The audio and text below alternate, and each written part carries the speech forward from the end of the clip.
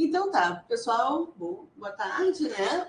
Hoje eu tô sola na disciplina, porque a Rumi tá naquela conferência, não sei o que, não sei dizer se é uma conferência, é um encontro. Enfim, ela tá num evento da pessoal da antropologia em Belo Horizonte, né? E vai ficar até hoje ou amanhã, se não me engano. E o nosso convidado hoje é o Adair, né, que vai falar principalmente sobre as questões, né, da pedagogia da alternância nas experiências da escola família agrícola. Né? Então, assim, é uma referência no assunto e a gente te agradece muito daí da disponibilidade, né, e a presença aqui conosco. E já te passo a palavra, né, para que a gente possa utilizar bem o nosso tempo. Tá? Então, tá contigo, Daí. Perfeito, Valéria.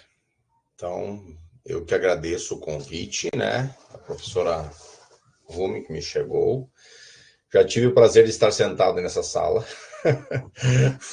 Fiz o meu mestrado no PGDR em 2015, me formei aí. Então, é com enorme prazer que volto aqui para poder contribuir de alguma maneira a partir da minha trajetória voltada especialmente na experiência com educação do campo, com pedagogia da alternância, junto à Escola Família Agrícola aqui de Santa Cruz do Sul. Eu vou me apresentar, mas gostaria que se a gente pudesse fazer uma rodada bem breve de apresentação, eu agradeceria, até para saber as pessoas que estão aqui também, né? Mas me chama Dair Posebon, então. Sou tecnólogo em horticultura pela UERGS, né? Fiz também uma graduação na Fevale voltada à questão da formação continuada para docência na educação profissional. Também fiz o mestrado em desenvolvimento rural aí junto ao PGDR.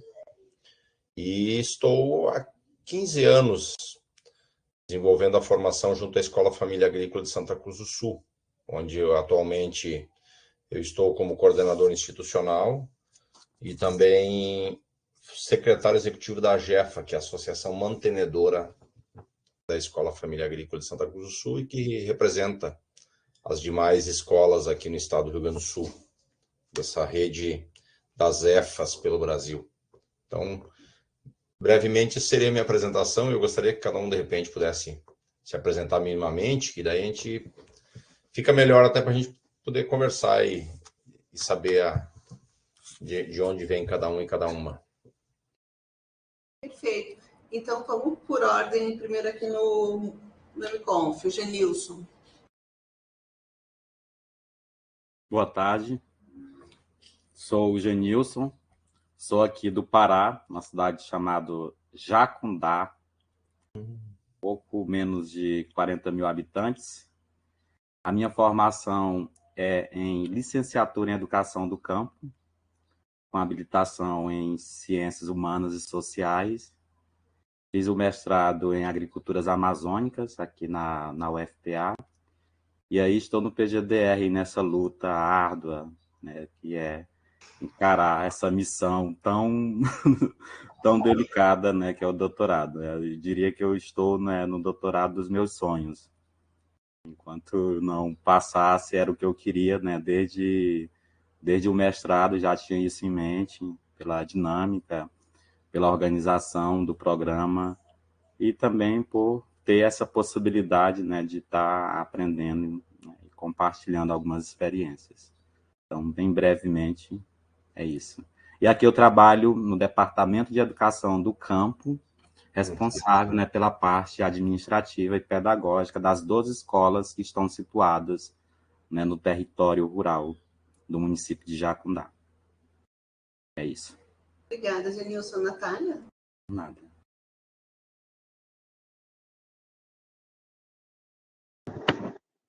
Boa tarde, gente. Então, eu me chamo Natália e eu sou gestora ambiental de formação. Fiz mestrado em ecoturismo e conservação pela Unirio, pela Universidade Federal do Estado do Rio de Janeiro, né? E agora eu sou doutoranda aqui do Desenvolvimento Rural, do PGDR. E minha área de pesquisa ela tem muita relação de tentar entender as relações existentes entre gestão de áreas protegidas e as comunidades locais.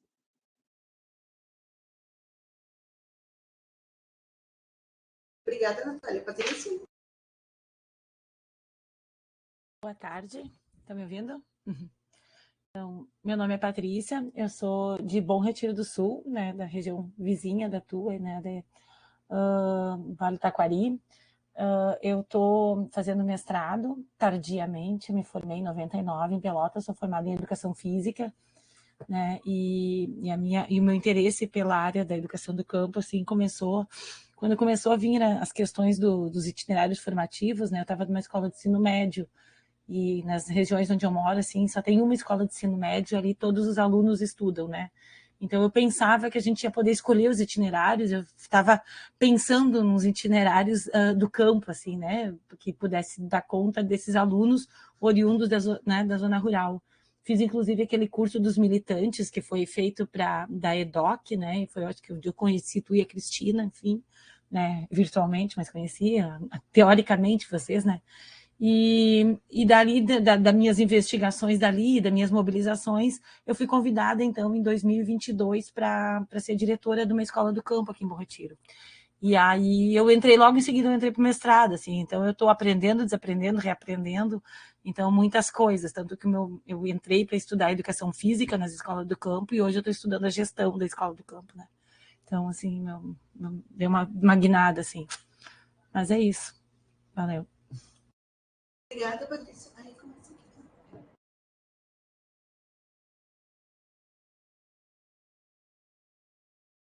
Fiz o mestrado aqui no PGDR e estou no doutorado agora. O caminho todo, assim, desde a formação até agora, ele foi na educação, né? Passando por educação popular, educação formal. E atualmente eu moro na área rural também.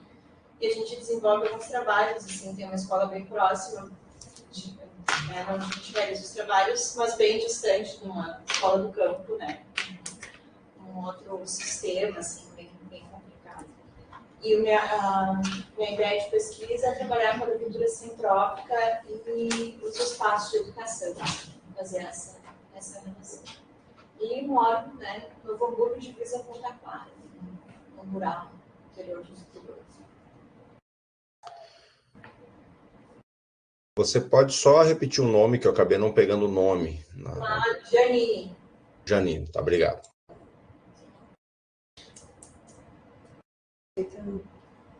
Boa tarde, meu nome é Caetano.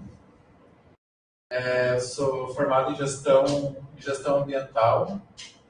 Fiz mestrado aqui no PGDR e agora eu estou no doutorado. Eu sou aqui de Porto Alegre mesmo, mas atualmente estou morando em Canoas. Boa tarde, meu nome é Juliana. Eu venho da região centro-oeste do estado, pertinho de Santa Maria. Tenho como formação a zootecnia e sou a turma de mestrandos aqui do PGDR, do ano passado.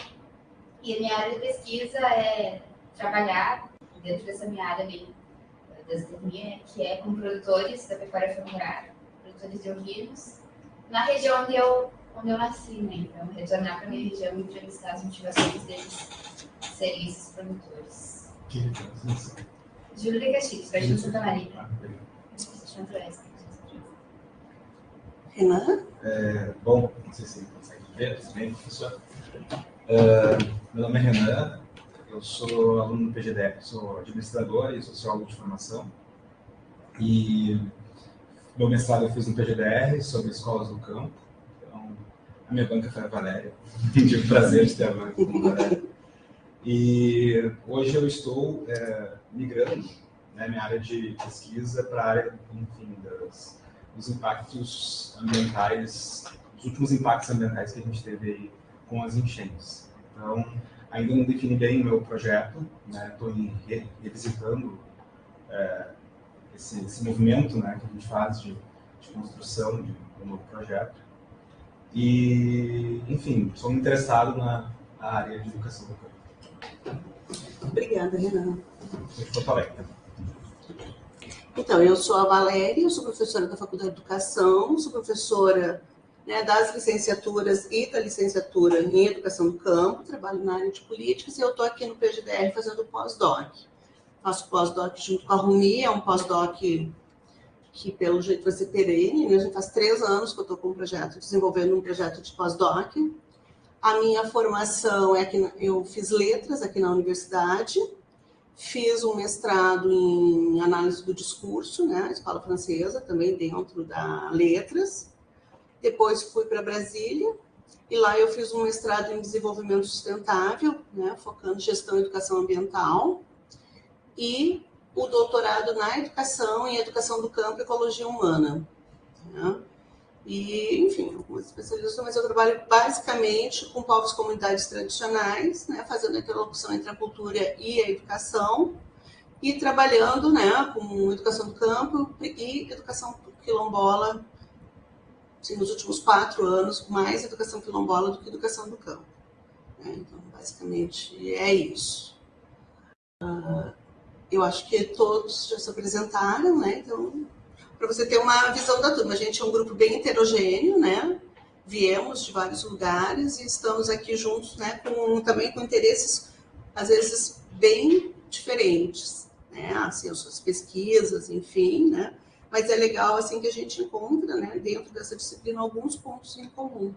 E é isso, né? Que também, assim, a gente vem buscando com os nossos convidados que deem, né? Cada um do seu lugar, tragam esses olhares, né, sobre a juventude e a educação do campo. Então, Adair, agora passo para ti de novo. Perfeito.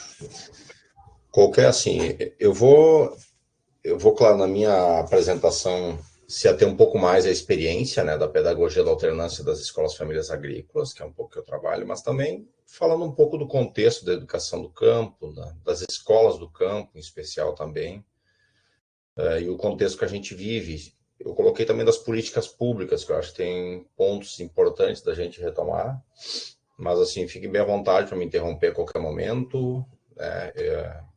Se eu não estiver escutando, é bom talvez abrir o áudio e dar uma chamada aí.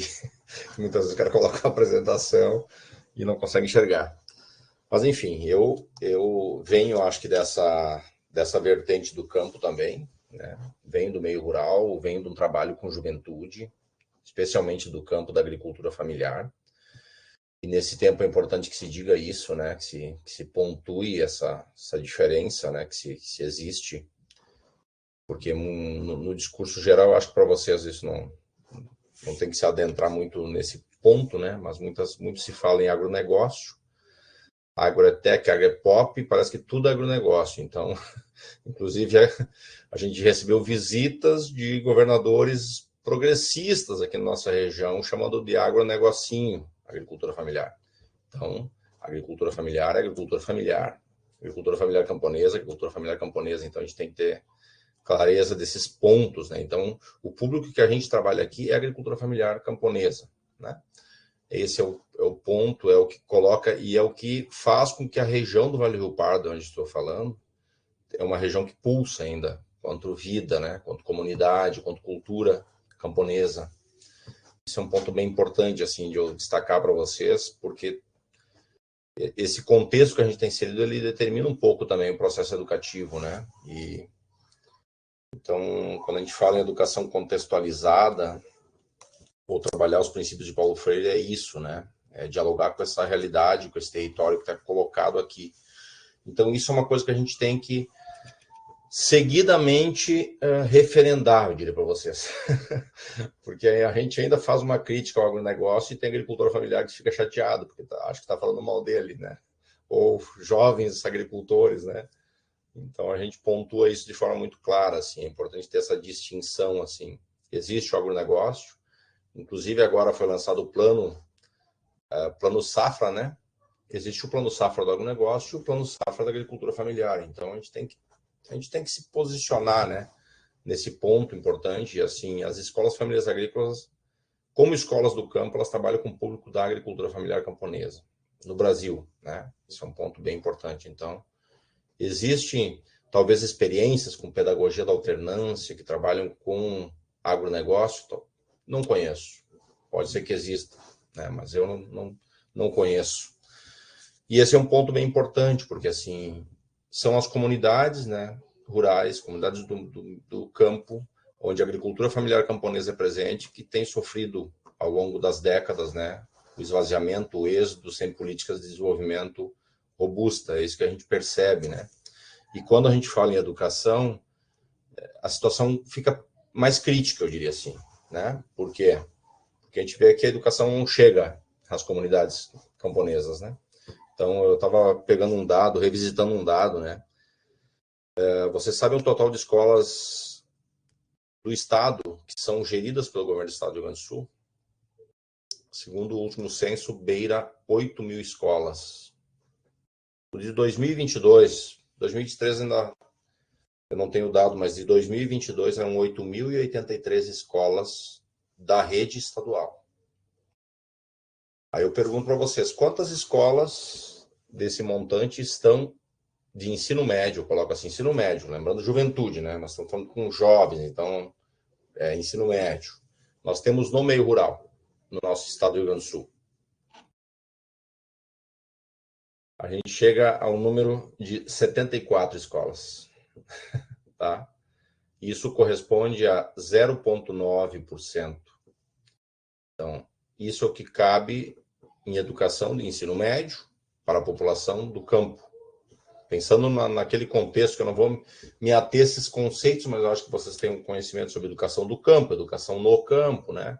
Então, do campo é para, com, e que envolve os sujeitos de contexto onde é que vive. Educação no campo é para quem mora lá, né? Independente da forma. Então, pensando num termo, vamos pensar numa educação no campo, de ter acesso ao ensino médio no meio rural. É precário, sempre foi precário, né? Mas nas últimas 2 décadas, essa precariedade ela intensificou muito, assim, muito. Diz a média a nível nacional, isso dados do FONEC, né, do Fórum Nacional de Educação do Campo, a gente chega em torno de 2,5% de escolas de ensino médio no campo. Então, no estado aqui a gente tem um índice ainda menor, né, no estado do Rio Grande do Sul. E isso é claro, é nítido sobre a política educacional para as populações do campo, né? E aí, populações do campo eu coloco agricultura familiar, quilombolas, indígenas, né? Tudo que existe que compõe a realidade do campo brasileiro. Então, a gente tem que ter essa clareza que eu sempre coloco assim, que educação e agricultura são 2 coisas que historicamente não conversam. A gente tem que ter essa... Então, assim, isso a gente escuta desde berço. Eu sou natural de Gramado Xavier, da Serra aqui de Santa Cruz, perto de Soledade, e ali nessa região, eu na verdade, eu só estou aqui como professor porque eu não, para os meus pais, eu não era para ser um agricultor, entendeu? Então, não ser agricultor automaticamente continua estudo, porque na minha época, em 94, não existia escola de ensino médio no meu município. Hoje tem, mas não existia. E aí, para mim, continuar os estudos, tinha que sair, tinha que ir embora, né? Então, eu fui embora e acabei sempre trabalhando com jovens do meio rural, sempre trabalhando para fortalecer o campo e a educação, especialmente. Mas, para mim, foi lesado naquela época, né? E esse paradigma ele é muito presente ainda, certo? Então, assim... Eu me lembro que quando as EFAs vieram para o Brasil, a gente conheceu o Sérgio Zamberlan. Sérgio Zamberlan é uma das pessoas que vieram com uma comitiva, quando as primeiras escolas familiares agrícolas foram implantadas no Brasil, no estado de Espírito Santo, né? Via um MEPS. Eles vieram com uma delegação da Itália para cá, quando começou o processo, e ele me disse que o cenário que ele encontrou aqui, na época, era um cenário em que o ditado popular das comunidades era o seguinte: para pegar no cabo da enxada, não é preciso ir à escola. Esse era o ponto. Isso, para mim, se encaixou perfeitamente também na minha história de vida, né? Porque, para mim, se era para mim ter pegado no cabo da enxada, não era preciso ir para a escola. E isso ainda, eu vou dizer para vocês que, óbvio que as políticas e o ECA, né, de proteção da criança e do adolescente, inverteram um pouco esse gráfico. Hoje, até os 18 anos, tu tem que estudar. Então, hoje, garante tu ter um estudo. Hoje, ter um ensino médio é uma obrigação legal. Quem não faz isso sofre penas da lei. Então, ajudou Estatuto da Criança e do Adolescente ajudou a cumprir essa regra, né? Mas para o campo em si é uma dificuldade tu concluir os estudos, por um lado, por essa questão outra pela política de acesso, pela política pública não chegar às comunidades, especialmente no viés educacional. Então, essa é uma barreira, assim, que eu digo para vocês que a gente ainda está trilhando para superar, porque não existe escola no campo e as escolas que estão num contexto rural, elas não se identificam com o campo. Esse é um outro ponto bem importante, né? Eu sempre trago nas minhas falas o livro do José Lida Veiga, né? Que eu acho que vocês já devem ter contato com esse livro. Ele é antigo, mas é bem atual, que é o Cidades Imaginárias, né? Onde ele trabalha esse aspecto justamente de que cidades, e aí eu reporto novamente, eu acho que pelo Genilson colocou da cidade dele aí, né? Que é a Jacundá, que é um município pequeno, como é o meu, que tem 3.600 habitantes, mas assim, é uma cidade, entre aspas, que eu coloco, não no perfil urbano, porque as pessoas ali dialogam diretamente com o rural, com a agricultura. Então, na minha terra natal, tem vaca de leite dentro da cidade. Tem plantação de feijão a todo pano. Horta, os vizinhos se trocam hortaliças. Vamos dizer assim, 70% da cidade gira em torno da agricultura, né? Então, ele faz cidades imaginárias justamente nesse ponto, que a gente vive num Brasil agrícola, né? No Brasil onde a agricultura impera muito fortemente nas comunidades, né? E aí o que a gente vê é que as escolas, mesmo, um exemplo claro, várias escolas de ensino médio na nossa região do Vale do Rio Pardo hoje atende 80% da população rural, vamos pensar assim. Mas elas não são escolas do campo, né? Por quê? Porque falta um currículo adequado à realidade do campo. Então, a gente teve, eu vou passar a apresentação aqui, né? Senão vai ficar só uma tela aqui. Mas a gente teve eu trouxe um esboço aqui sobre um pouco da política nacional, né? A gente teve um avanço na política nacional relacionado à educação do campo. Isso é inegável que houve um avanço tardio, vamos pensar, né? Mas houve um avanço.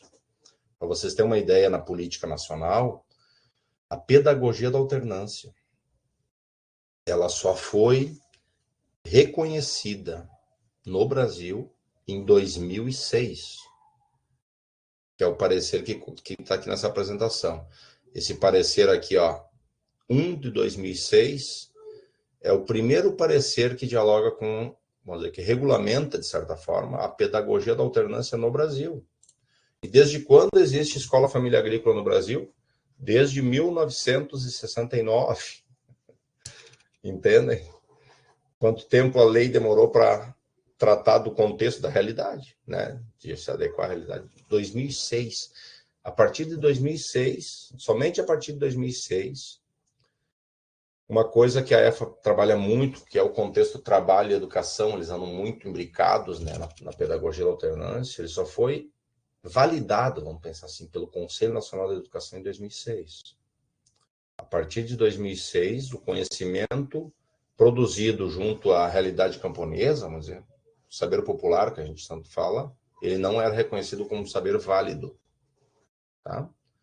Hoje é válido, a partir desse parecer, o conhecimento construído lá na propriedade da família, com o pai, com a mãe, com o vô, com a avó, que é o saber que para nós é o ponto de partida na construção dos saberes aqui na EFA, ele foi validado. Hoje, o tempo em que o jovem está em casa é um tempo válido de formação. É contado como carga horária. Esse parecer deu esse ok. Ele começou, então, a validar esse saber. Para nós é um ponto bem importante, porque dentro da educação do campo, o saber científico e o saber popular, eles entram com o pé de igualdade. Ambos são válidos e importantes. Nenhum é mais, nenhum é menos, como diz Paulo Freire, né? Os dois são diferentes, mas são complementares dentro do processo formativo. Mas a gente tem que estar amparado legalmente, tem que ter uma estrutura de política pública, de leis, de decretos, de pareceres que deem esse embasamento legal. Então, para a pedagogia da alternância, foi só em 2016. outro decreto, que eu não vou citar todos, tá? Senão a gente vai muito longe. Mas, assim, desses pontos que estão colocados aqui, o que eu queria colocar especialmente aqui é o decreto de 2010, decreto 7.352 de 2010. Esse decreto ele é importantíssimo, assim, dentro da construção da Política Nacional de Educação do Campo, e o PRONELA também. Mas ele constitui, ali, de certa forma, conceitua o que é uma escola do campo. E esse é um ponto bem central, porque nessa conceituação, né, ele define o que são as populações do campo e especialmente, o que é uma escola do campo. Tá? E essa crise de identidade que eu vejo muito eminente. Hoje, muitas escolas que estão situadas na área rural, nem cito urbana, na área rural, elas não se consideram uma escola do campo, porque tu tem que ter 2 itens que está colocado nesse decreto. Um ponto, para se tornar uma escola do campo, tu pode estar situada numa área rural ou urbana. Então, uma escola que está numa área urbana, ela também pode ser considerada uma escola do campo. Só que para isso, no caso da urbana, ela tem que ter, claro, tanto na área rural como urbana, ela tem que atender predominantemente as populações do campo. Né? Então, esse ponto é importante. Então, ela está situada na zona urbana, ela tem que atender, na sua maioria, populações do campo. Mas tem um outro dispositivo que está no decreto, que ela tem que ter uma proposta política pedagógica adequada à realidade rural, ou seja, que dialoguem com o campo. E esse ponto aí é um ponto em que muitas escolas não conseguem cumprir. Ou seja, se a gente fizer uma ligação com as cidades imaginárias, a gente vai ver que a ampla maioria dos municípios, e no estado do Rio Grande do Sul, para vocês terem uma ideia, a gente Qual é tem esse hoje... decreto mesmo, professor, que eu acabei não anotando qual é o número do decreto mesmo? Decreto 7.352/2010. Obrigado, professor. Tá? Então, isso já está previsto na lei, só que o que eu coloco das cidades imaginárias para vocês do item? O estado do Rio Grande do Sul, mais de 50% dos municípios do estado tem menos de 7 mil habitantes. Estado do Rio Grande do Sul, certo? Então, vamos pensar que municípios com 7 mil habitantes são municípios essencialmente agrícolas. Quem conhece um município de 7 mil habitantes sabe o que eu estou falando. Né? Eu acho que vocês conhecem. São municípios em que a realidade rural, agrícola, está imbricada dentro da dinâmica da própria zona urbana, digamos, da cidade. Né? Então, um município com 7 mil habitantes, ele pode ter, pelo decreto, ele pode ter uma escola do campo no centro da cidade, certo? E aí eu coloco a minha realidade de Gramado Xavier, mas é uma escola estadual Margaret Kleeman, que tem ensino fundamental e ensino médio. Ela atende hoje mais de 80% da população do campo. Mas ela não tem uma política pedagógica específica que dialogue com a realidade da agricultura. Portanto, ela não pode ser considerada uma escola do campo perante o MEC e receber recursos como escola do campo. Então, a realidade poderia ser outra, mas hoje a gente não tem, infelizmente, não tem essa identificação. Né? Então, esse é um ponto importante desse decreto, é constituir o que é escola do campo. Segundo, que ele permite que a gente tenha um calendário escolar adequado à realidade do campo. Então, hoje, em termos de Brasil, a gente pode ter essa questão do calendário escolar de ser de março a dezembro, não necessariamente precisa ser seguido nas escolas do campo. A escola do campo, hoje, por esse decreto, pode começar o ano letivo em agosto e terminar ele em março do ano seguinte. Vamos pensar assim, tô dando umas ideias loucas, assim, não, né, mas assim, é possível. Isso é possível se colocar, digamos, de acordo com o calendário agrícola, por exemplo, onde está colocado. Além de ter um currículo específico, ou seja... E aí, o currículo, você pode dialogar, pode ter disciplinas voltadas à realidade da agricultura. Isso com os itinerários, agora, que a Patrícia colocou antes, né? Os itinerários formativos, tu tem uma possibilidade maior de fazer essa ligação, digamos, de colocar os itinerários voltados à realidade da agricultura. Esse decreto já permite, né? E junto com ele, para trabalhar mais o currículo, nasceu também a resolução 4, que daqui é a resolução do Conselho Nacional da Educação, número 4 de 2010, que define as diretrizes curriculares nacionais para a educação básica, e dentro deles tem uma parte específica que trata a educação do campo. Então, em termos assim legais, eu diria, desses 2 pontos até 2010, se houve um avanço significativo em termos de política nacional que dá suporte jurídico, vamos pensar assim. Eu tenho uma escola, eu quero de fato fazer uma proposta diferente. Existe hoje decretos, resoluções, pareceres que dão uma salvaguarda para o gestor público que queira fazer uma mudança ou queira mudar um pouco, ou gerar uma identidade camponesa junto à escola. Isso é possível, né? E eu digo para vocês que isso tem muito a ver, claro, com o próprio movimento da educação do campo que aconteceu ao longo dos últimos tempos, né? As EFAs já estão no Brasil, como eu coloquei antes, desde a década de 60. Então, elas já têm 55 anos de história. Então, uma grande história que já se construiu. Hoje se tem 152 escolas famílias agrícolas no Brasil, distribuídas em 16 estados. E a gente tem a grata satisfação de dizer que ao longo desse tempo, todas elas permanecem abertas, digamos, né? Não houve, ao longo desse tempo, nenhum fechamento de escola família agrícola. E a gente pergunta, pô, mas a escola do campo fecha muito, né? Fecha. E por que as EFAs não fecham? Porque a decisão de fechar está na mão de quem? Aí que tá. Não está na mão de um prefeito, de uma prefeita, em decidir o fechamento de uma escola. Não está na mão do governador ou da secretária de Educação do Estado em fechar a escola, ou o coordenador regional da educação, né, das CREs. Está na mão das famílias. Então, ela tem uma associação mantenedora e essa associação é quem gesta a escola. Então, esse é um ponto importante, assim, que é um pilar da pedagogia alternância, ter uma associação formada pelas famílias. Então, não é qualquer pessoa que é da associação, ela tem que ser pai ou mãe de estudante na escola ou jovem egresso. Eu falo isso no caso da EFASC, né? A realidade brasileira é muito diversa, mas no caso da EFA de Santa Cruz e das EFAs do estado do Rio Grande do Sul, são as próprias famílias que fazem parte. Então, esse é um ponto importante de autonomia política e pedagógica da escola. Mas ela conflita um pouco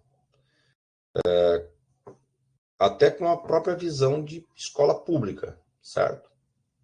E isso a gente, quanto EFA, a gente leva muita marretada por aí, de achar que as EFAs são, digamos, vêm para tirar o papel da educação pública. E a gente diz que não. A EFA ela vem para fortalecer a educação pública. A gente luta pela educação pública nas escolas do campo. Então, ela não vem com essa questão, mas ela vem como esse formato de gestão pensam que isso está colocado como um ponto de resistência ao fechamento da escola do campo, porque EFAs em que se tornaram públicas, e aí eu coloco as casas familiares do Paraná, que é mais pertinho daqui, as casas familiares do Paraná, elas passaram a gestão da escola para o estado do Paraná. E em 10 anos fechou metade das casas familiares. Tá? Então, assim, porque o poder de decisão do fechamento não está na mão das famílias mais, né? Então, esse é um ponto bem importante. O fechamento das escolas do campo, ele é algo que acontece de maneira muito séria, muito severo a nível de Brasil. E aí eu estou ensejando essa questão do fechamento das escolas do campo, porque eu entro num ponto bem importante, que é a Lei 12.695 de 2012. Foi criado um Programa Nacional de Educação do Campo, que é o famoso Pronacampo. Tá? O Pronacampo, para mim, assim, quanto política pública de governo, é a principal política pública que houve na história do Brasil. Entendeu? Que tratou com respeito, digamos, que valorizou as escolas do campo. Independente de toda essa situação conceitual que eu coloquei para vocês, de falta de identidade, de escola do campo, que está na área urbana, que poderia ser do campo, não é, que não tem um currículo adequado, independente de tudo isso, ela valorizou e fortaleceu a educação do campo a nível do Brasil. E aí a gente tem que colocar a conta também, porque assim, eu acho que um ponto da educação do campo... Oi? Só um momentinho, o Renan quer fazer uma pergunta. Só uma pergunta, você fala ali sobre o conselho diretivo que é mantido das escolas, que é mantido pela sociedade civil, e por isso que não ocorre o fechamento dessas escolas, só para incluir minha anotação aqui. É isso mesmo. O Adair, inclusive, ele estava falando que isso aqui, né, quando a gente vai olhar para a política, a gente entende que é, né, a questão do privado entrando dentro das escolas públicas, né? Ele estava falando sobre essa problemática, que você constitui uma associação que é uma instituição privada, né? Pode ser de interesse público e tal, mas ela é uma instituição privada e ela vai fazer a gestão. Então, a decisão de abrir ou fechar fica ali dentro da comunidade em função que eles têm essa associação que é privada. E eles recebem um aporte público. Sim, é uma escola pública, né? Como, por exemplo, as escolas que recebem um programa Dinheiro Direto na Escola. Elas têm que ter uma unidade executora que é privada para ter CNPJ para receber esse recurso. Então, assim, tem toda uma discussão, né? Aqui na universidade é a Vera Peroni que faz, né? Sobre essa inscrição do privado dentro das escolas públicas. O que eu acho que talvez a gente possa fazer uma leitura, e é como eu entendo, daí, assim, é que assim, essa inscrição do privado, ela não vem, né, com o intuito de privatizar e diminuir, né, o poder do Estado. O que ela vem é, na verdade, assim, eu acho que é um outro efeito de sentido, né? Porque assim, ela meio que hackeia. Ok, é possível então a inscrição do privado, vamos fazer isso para dar autonomia, né, para mudar a regra do jogo. E eu acho que isso é uma coisa bem interessante e que tem que ser bem estudada, né? Porque quando a gente vai falar do público e do privado dentro da educação pública, é sempre com um teor, né, e com esse olhar pejorativo. Não, a gente não quer isso, porque a gente quer deixar, né, a escola pública com uma certa autonomia. Mas essa autonomia ela pode ser bem grande se ela é bem, né, instrumentalizada, como é, por exemplo, né, nas EFAs, né? Natália? Oi, só uma pergunta, assim, seria isso, então, uma parceria público-privada? Exatamente, isso é uma parceria público-privada. Entendi. Tá, ok. Não, é que dentro da minha área é o que eu mais estudo, são parcerias público-privadas entre gestão de áreas protegidas e comunidades, assim, enfim. Aí, tu falando, me veio muito a descrição desse tipo de modalidade de parceria. É isso mesmo. Daí? Assim, a gente avançou um pouquinho nessa questão da esfera administrativa, que era o ponto que nós estávamos tendo muita briga, sabe? Uma vez a gente teve uma lei estadual e a gente tinha um apoio muito grande no governo Tarso Genro, né? De ter uma espécie de lei que diferenciasse de fato as escolas famílias agrícolas, que não colocasse elas numa esfera privada ou particular, né? E aí, assim, quase que a lei foi derrubada, sabe? Porque assim, o deputado que propôs a lei foi o deputado Altemir Tortelli, na época, que é um deputado do próprio partido do Tarso. E quase que os próprios correligionários dele derrubaram a aprovação da lei em função dessa questão de incompreensão do público e do privado na esfera da educação do campo e do papel das EFAs, né? Então, assim, a gente está tentando a nível nacional e, assim, só falta regulamentação. Isso já está na própria LDB, de ter uma regulamentação de escolas comunitárias de alternância. Esse é o ponto. Para fugir da esfera privada, digamos, particular, né? Porque hoje só tem público e privada, público e privado. Mas, assim, o recurso da escola em si, ele vem hoje, a ampla maioria do recurso que mantém as escolas é recurso público, é do Fundeb mesmo, tá? Que é repassado pelo governo do estado, merenda escolar é repassado pelo município, né? Mas a briga, e aí eu coloco para vocês, Algumas EFAs e até casas se tornaram públicas de fato. Mas, assim, as que se tornaram acabaram sendo fechadas. Essa é a realidade. Então, essa foi uma estratégia, digamos, do movimento, na época lá quando começou, de ter sua autonomia. Ou seja, não é um prefeito que vai fechar a escola. Dentro de uma questão, eu não sei como vocês compreendem a realidade, mas assim, da nossa região aqui, nos últimos 14 anos, fecharam 54% das escolas do campo. Essa é a realidade. Todo ano fecha a escola do campo. Agora, com a pandemia, muitas escolas fecharam. Enchente agora, então, com as enchentes, gente. Aqui tem várias escolas que já não têm alunos. E o pessoal vai fechando. Então, assim, é mais um direito que está sendo negado das pessoas terem educação no lugar onde moram.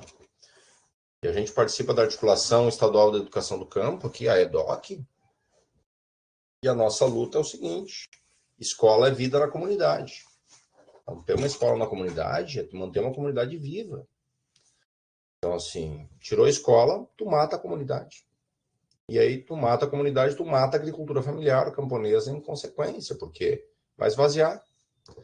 Então, assim, eu digo que esse formato foi, dentro do processo histórico do movimento das EFAs, é de sobrevivência e existência. Coloco nesse parâmetro, muito mais do que ser alternativa à escola pública, ou pelo contrário, né? A nossa luta é em defesa da escola pública, tanto quanto das EFAs. A gente vem, nesse sentido, a fortalecer, e assim, experiências no campo da educação, da educação do campo. Vamos dizer assim, é um caminho que as privadas, vamos dizer assim, privadas particulares, não tem, né? Não existe, né? A disputa está nas cidades. Então, assim, esse é um ponto. Então, eu referendando essa questão do esvaziamento, eu queria colocar também que vamos dizer, o que criou o movimento da educação do campo mesmo, ele tem essa base dos movimentos sociais. Então, isso é um ponto bem importante. Eu acho que vocês talvez já tenham visto a história, né, um pouco, mas assim, todo o trabalho que houve, os encontros educadores da reforma agrária, né, do próprio MST, ele foi central, mas essa luta ela começou a partir da década de 90. É isso que a gente sempre alerta, né? Então, a educação do campo ela não nasceu na década de 90. O termo nasceu, né? Mas a luta pela escola do campo ela vem lá desde a década de 60. E as EFAs têm um papel importante nisso. Muito da pedagogia da escola da terra, da pedagogia da terra, do próprio movimento, ele bebe na pedagogia da alternância. E o porquê que não se adotou na época a pedagogia da alternância é essa confusão do público e privado. Isso foi determinante, porque dentro do movimento, vamos dizer, não se admitia a ascensão de escola que não fosse pública. As EFAs vinham num debate em que, se nós tornar pública, a gente vai ficar na refém do Estado, sabe? Então, essa discussão na década de 80 estava muito eminente, e o próprio movimento do MST, vamos dizer, queria ter uma pegada que fosse somente escola pública. Então, se criou a pedagogia da terra, mas se você for ver, a dinâmica só mudou os termos. Em vez de sessão escolar, é tempo escola. Sessão sociofamiliar é tempo comunidade. Entendem? Mudou os conceitos, assim, termos. Eu diria termos, o conceito não mudou muito, porque o conceito é o mesmo do que se é tempo escola, o que é tempo comunidade. Então, a pedagogia da alternância se mantém sessão escolar, sessão sociofamiliar, assim por diante, né? Depois eu vou adentrar um pouco nesse termo. Mas o que eu queria colocar desse ponto, além da questão histórica, é a ligação. Mas a educação do campo ela tem que ter uma ligação com os movimentos sociais. Ou seja, isso é quase uma condição sine qua non. Se ela não dialoga com o contexto das comunidades, ela não pode ser considerada uma escola do campo ou que pratica os princípios da educação do campo, né? Então, as EFAs, elas têm por missão. Então, a gente tem uma relação muito forte com os movimentos sociais aqui da região, que são aqui no Vale do Rio Pardo, o próprio movimento sindical, dos sindicatos, o movimento MPA, que é o Movimento dos Pequenos Agricultores, e a gente tem uma relação mais aí com a região metropolitana, com a MST, digamos, que a gente conhece da área da educação, mas especialmente também da área da Copan, do arroz, dos assentamentos, né? Aqui de Nova Santa Rita, onde a gente visita todo ano.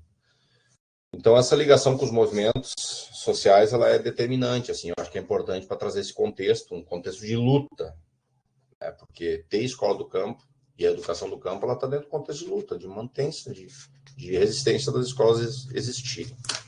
Tá? Gente, eu tô indo, tá? É por aí o caminho. Sim, é isso mesmo. Tá? Eu vou trazendo um pouco mais agora sobre a questão da própria EFA de Santa Cruz do Sul, né? A gente tem a escola, então, as escolas, deixa eu só pegar aqui a apresentação. Deixa eu só trocar de apresentação. Então, em termos de lei nacional, eu acabei só fechando a questão da legislação. Então, o Pronacampo, para vocês terem uma ideia, ele foi determinante na história das próprias escolas familiares agrícolas, porque a gente só cessou o Fundeb a partir de 2013. O Pronacampo, ele foi finalzinho de 2012, início de 2013. Então, no Pronacampo, ele permitiu que as EFAs acessassem o Fundeb, certo?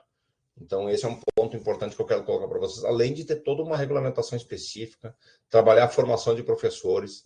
O Genilson falou das licenciaturas, o Pronera pegou corpo, né? Pegou corpo, que eu digo assim, ó, de recurso para investir mesmo, surgimento das licenciaturas, vamos dizer, que é para trabalhar a formação de professores, ou seja, educadores para o campo, que dialogassem com a realidade, que pudesse ter um alinhamento com essa nova perspectiva de formação. Então, assim, tudo isso veio com o Pronacampo. O Pronacampo foi um salto gigantesco. Não se teve um programa maior de financiamento e de apoio à educação do campo no Brasil.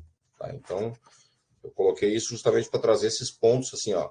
São 4 eixos do Pronacampo, não vou detalhar aqui, mas, assim, quem quiser saber mais, dá uma pesquisada, coloca lá o Pronacampo, vai ter um eixo material na internet e assim, pesquisas, estudos. Para nós, assim, eu digo para as escolas familiares agrícolas, foi um reconhecimento importante de ter um recurso mínimo, sabe? Porque, assim, a gente passa trabalho para manter as escolas abertas, assim, é bem difícil, porque... Daí, desculpa te interromper, é porque você não nos vê, né? Não, estou te vendo. Tá. Não, porque... então eu vou levantar a mão da próxima vez. Eu achei que você estava no modo apresentação, da gente não vê ninguém. Não, mas pode abrir o microfone e falar, eu prefiro assim. Se atravessar, né? Então, um comentário antes de passar para o Renan é o seguinte: à medida que você vai falando, as referências eu vou mandando para eles no grupo de WhatsApp, né? Então, assim, eles estão vendo todo esse material que você está mandando, eles vão ter acesso, tá? E agora é o Renan. Eu tenho uma dúvida sobre o Pronacampo. Né? Na minha dissertação, eu olhei para o Pronacampo e eu observei. Eu entendi, né, de recursos, aí foi em 2016, pré-golpe Dilma, né, pré-golpe parlamentar.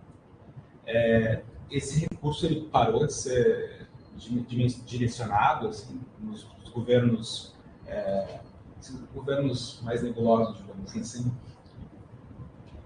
Essa é a minha pergunta. Assim, ó, como ficou, digamos, a política nacional, como ficou estabelecido, a gestão, o repasse do recurso acontece pelo governo do estado, sempre, porque pode acontecer pelo município também, mas o município, geralmente, nessa distribuição que foi feita, de que educação básica, ensino fundamental, é o município que gere, e ensino médio é o estado. Então, houve um acordo, vamos dizer assim, isso não está previsto em lei. Hoje, o município pode ter uma escola de ensino médio, como o estado também tem escolas de educação básica, ensino fundamental, desculpe, né? Mas se tirou um acordo, assim, de que é assim encaminhado. Então, a gente, quanto escolas aqui do estado, a gente priorizou que as nossas matrículas fossem computadas no estado. Então, o próprio sistema do FNDE já está colocado, a lei permitiu isso, né? A gente faz o cômputo das nossas matrículas no governo do estado, o bolo de recursos que vem para as matrículas do estado inclui as matrículas das EFAs e o estado repassa esse recurso para as escolas, para a Associação Mantenedora de Caridade. Então, a gente não teve, assim, problemas com esse repasse. Mesmo com a situação da mudança de governos aqui no estado e também no governo federal. Então, o governo federal, na verdade, ainda bem que não botaram uma lupa, mas foi só continuado o repasse e o acesso ao fundo pelas escolas, né? Eu acho que dá para a gente complementar isso aí, porque assim, eu estudo a parte do financiamento, né, da educação do campo, e o que a gente vê assim, é que houve um baita recurso para o edital, né, para iniciar os cursos de... E daí não que era naquele eixo de formação de professores, né? Então, estou falando do governo federal. O recurso do governo federal para o Pronacampo houve inicialmente em 2012 aqueles recursos voltados para o edital, para os editais, e à medida que as universidades elas foram organizando, né, os seus cursos, houve repasse até 2016, mas era de um recurso previsto lá em 2012. Depois disso, em 2012, e a partir desde então até hoje de manhã, o que acontece? Só houve recurso para as questões de gestão do programa, né? Então, assim, por exemplo, os gestores virem, fazerem visitas, fazerem um monte de coisa. Mas, assim, isso acabou no governo Bolsonaro, isso acabou exatamente no primeiro ano do governo Bolsonaro. Inclusive, o diretor de educação do campo do MEC, ele veio aqui para pedir ajuda em parcerias com a universidade e com o estado e o município, e os secretários não receberam ele, nem o secretário de educação aqui de Porto Alegre, nem o secretário estadual de educação, porque eles não queriam fazer mais essas parcerias, porque a educação do campo, na verdade, assim, ela tem, né, um espaço ali dentro dos governos estaduais e municipais aqui no estado, mas, assim, não há um investimento, né, em manter as escolas abertas, muito pelo contrário, né, um investimento na Política Nacional de Transporte Escolar, que, inclusive, no governo esse bobão que eu sempre esqueci o nome, o Bolsonaro, né? O que aconteceu? O que aconteceu? Ele foi, assim, ampliado, bastante ampliado. Os recursos, né, para renovação e para compra de ônibus aconteceram durante o governo Bolsonaro. E a gente lê, né, eu leio isso, pelo menos o pessoal da educação do campo lê isso, né, como justamente um incentivo para o fechamento das escolas do campo. Vamos pegar esse pessoal e vamos levar para a cidade. Então, assim, e os recursos para manter escolas na zona rural, claro, os básicos vêm do município e do estado, mas a política mesmo, ela não tem recurso desde 2012. O que a gente vê são os resquícios dessa distribuição para as universidades, né, para a gente implementar os cursos e tal. Então, assim, é uma política que eu concordo parcialmente com o Adair, né? Sim, ela vem para dar, né, fortalece a EDOC de diversas maneiras, principalmente a partir, né, desses editais, mas, ao mesmo tempo, ela não tem continuidade. Né? Então, assim, a gente vai ver que agora, né, nessa nova gestão, é que a gente está falando de algumas coisas, mas ainda não teve editais, ou seja, o recurso não está vindo, né, nem para as universidades, nem para governos estaduais. E eu acho que isso é uma questão bem importante. Patrícia, por favor.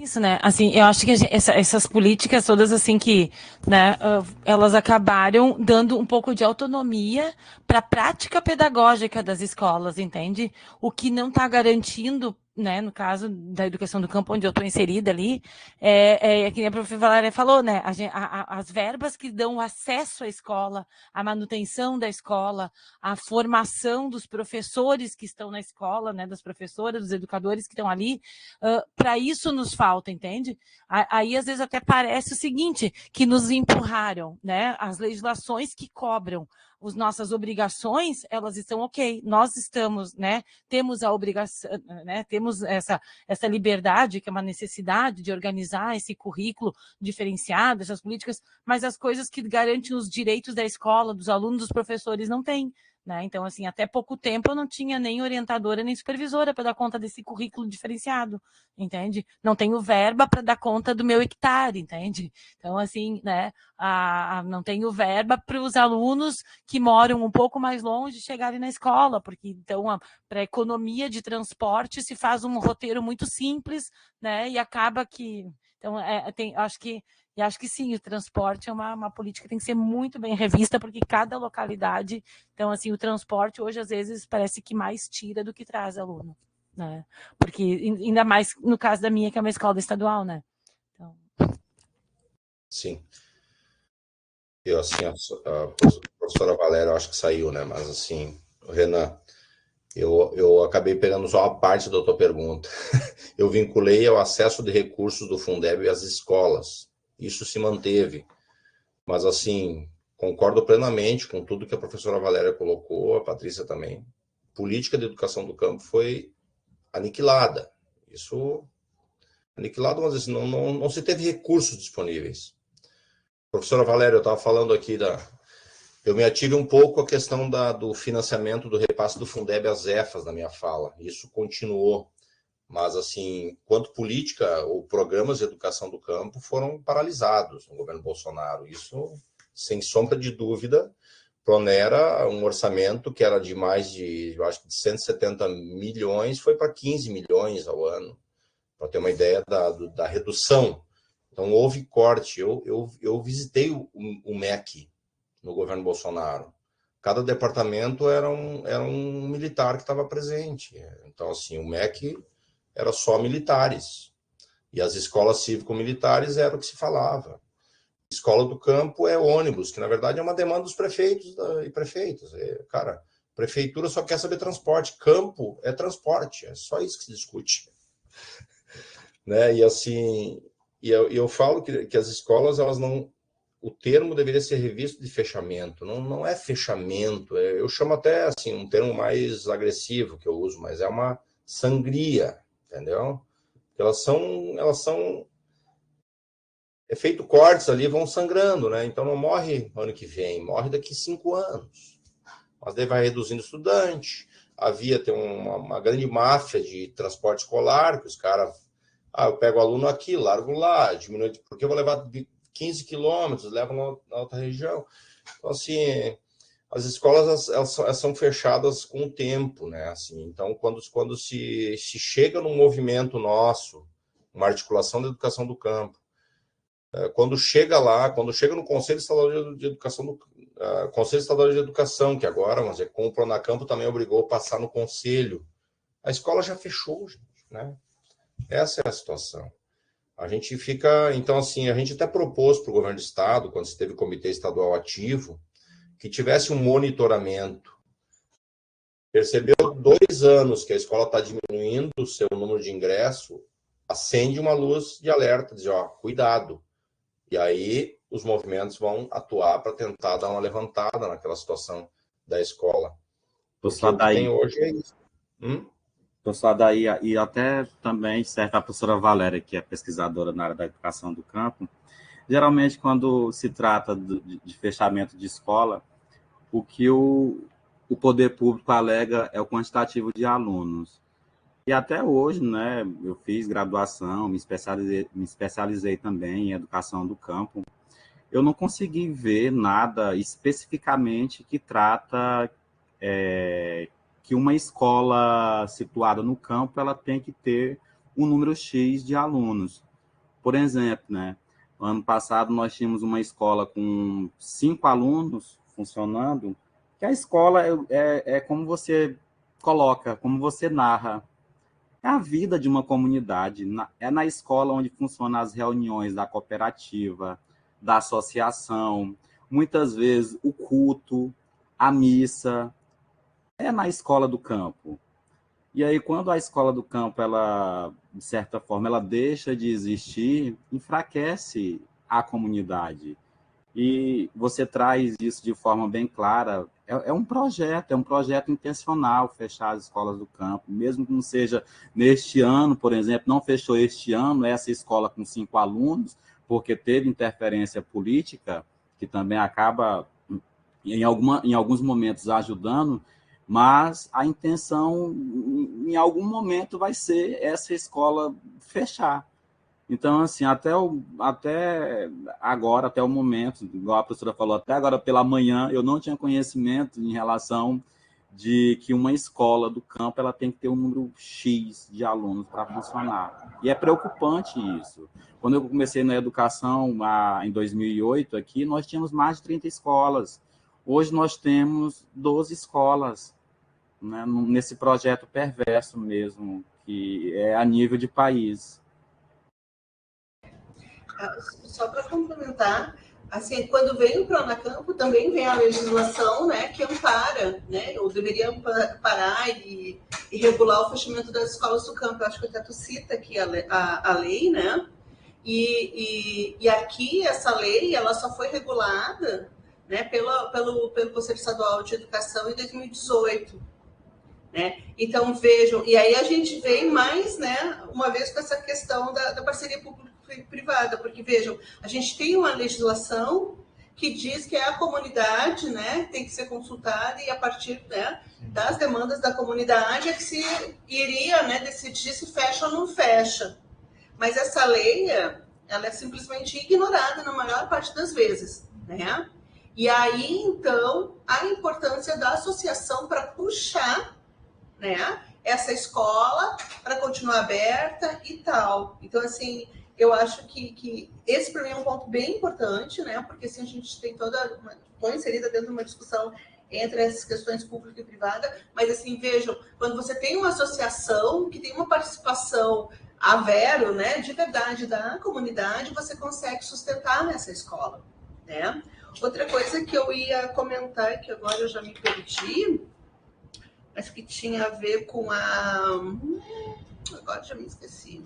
Bom, quando eu me lembrar, sim, a questão do Pronera, né? Eu acho assim que a gente que estuda educação do campo, a gente tem que olhar muito para o Pronera, porque o Pronera mostra, né, experiências extremamente bem-sucedidas e experiências de enraizamento na educação do campo, que muitas vezes, né, as próprias escolas do campo, que estão no campo, né, elas não conseguem ter esse enraizamento, nem mesmo quando são escolas em assentamentos de reforma agrária. Né? Então, assim, a gente tem que ver que essa questão das escolas do campo, ela ainda está em disputa, né? E a política, embora ela esteja enfraquecida, assim, a gente tem que dar uma olhada muito no Pronera. Eu sempre, quando eu quero trabalhar assim, cases, né, bem-sucedidos, a gente olha para o Pronera, porque assim, se a gente for olhar para a educação do campo mesmo, aonde que a gente acha isso?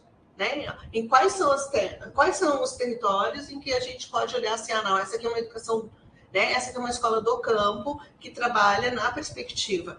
Aqui no estado, a gente pode contar nas mãos, né? E onde que está? Em assentamentos de reforma agrária, né? E poucos. Por exemplo, aqui na nossa região, todos os assentamentos de reforma agrária, eles seguem, né, calendários, cronogramas e planejamento iguais das escolas urbanas, né? Não tem nem a cor local para a gente poder dizer, não, mas eles fazem tais coisas. Não tem. Eles seguem isso. Né? E outra coisa que eu queria comentar também, sim, já me lembrei, é que quando a gente vai falar dos formatos e dos currículos, a LDB permite, inclusive para as escolas urbanas, né? Ou seja, para todas as escolas, todas elas poderiam ter um formato, um currículo e um calendário que fosse de acordo com a comunidade, mesmo a comunidade urbana. Né? Então, assim, esse desenho está bem enfatizado nas diretrizes da educação do campo e quilombola indígena, mas ela consta na LDB e nas diretrizes nacionais de educação básica. Quer dizer assim, se eu precisar fazer um outro calendário, eu posso fazer. Eu tenho, né, uma base legal que me sustenta. O que acontece é que isso não interessa para a Secretaria de Educação, porque daí tu vai ter como é que tu vai, né, fazer o acompanhamento da política. Então, assim, quanto mais padronizado, quanto mais igual, os indicadores, né, são os mesmos. E aí facilita para a política, mas não facilita para as comunidades. Né? Esse é um ponto também que a gente tem que olhar. Porque às vezes a gente fala, não, mas olha só, é só nas escolas do campo. Claro que não. A LDB permite para que todas as escolas, públicas e privadas, tenham o desenho que elas quiserem ter. É só passar pelo Conselho Estadual ou Municipal de Educação, o desenho, a escola está aprovada, pronto. É isso. Desculpa, daí eu me atravessei. Não, tranquilo. Não, mas é importante a tua colocação, mas assim, eu vejo que é um ponto fundamental que a gente tem que lutar no campo do direito. As populações do campo, elas têm, assim, isso a gente tem que alertar, tem que dizer, e eu trabalho muito isso com os jovens, eles têm que ter que a educação do campo é um direito. Eles têm que ter acesso à educação no lugar onde moram, uma educação contextualizada. Então, assim, eu vejo que o envolvimento da comunidade é algo determinante, né? Onde se há o envolvimento da comunidade dentro da escola, eu digo assim, a realidade muda, né? Porque aí tu não chega lá. Para mim, a lei que se tem hoje contra o fechamento é uma lei muito falha, porque existem os caminhos que já estão sendo utilizados, que é a sangria que eu falei antes, né? Então, assim, tem que ter anuência da escola, mas se chegam, só tem 2 alunos na escola, 2 famílias que querem botar o estudante na escola, né? Vamos consultar a comunidade escolar, fecha, porque não tem alunos, está lá. Então, a comunidade tem que chegar antes, né? Então, assim, é um problema complexo, assim, e, de fato, dentro de um projeto de desenvolvimento, as pessoas que estão no campo não vejam a educação como uma prioridade, e quem é governante, digamos, muito menos, né? Então, a soma de tudo isso dá o que dá. Então, é uma política de fechamento de escolas do campo muito grande, muito grande. Mas, enfim, eu avanço um pouco mais aqui, senão o tempo, né, gente, já está passando rápido. Eu vou entrar um pouquinho na nossa dinâmica da EFA. Eu quis trazer esse contexto da educação para ver onde a gente está colocado, né? A gente está colocado a gente está contra a maré, vamos dizer, estamos contra a onda. Trabalhar na educação do campo, trabalhar com escolas do campo, dentro dessa perspectiva aqui, é contra a onda de desenvolvimento para o campo brasileiro. A gente tem que ter essa clareza. Então, a gente está num espaço de resistência mesmo, de luta, né? Porque a situação é sempre para precarizar ou fechar. Essa é a lógica, né? Então, as EFAs, elas vêm nessa tocada, né? Vêm nessa tocada e, assim, como eu coloquei antes, a pedagogia da alternância, eu coloquei aqui a pedagogia da alternância, mas ela é um dos pilares, digamos. Tem 4 pilares que movimentam e mobilizam uma escola família agrícola. O primeiro pilar, os 2 primeiros pilares são básicos, a gente chama, que é a associação local. Então, essa associação, a gente tem primado aqui nas EFAs do Rio Grande do Sul.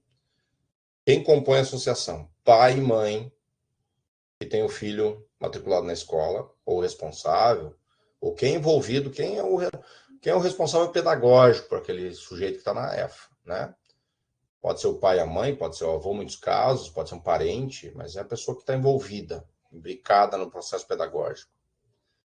E jovens egressos.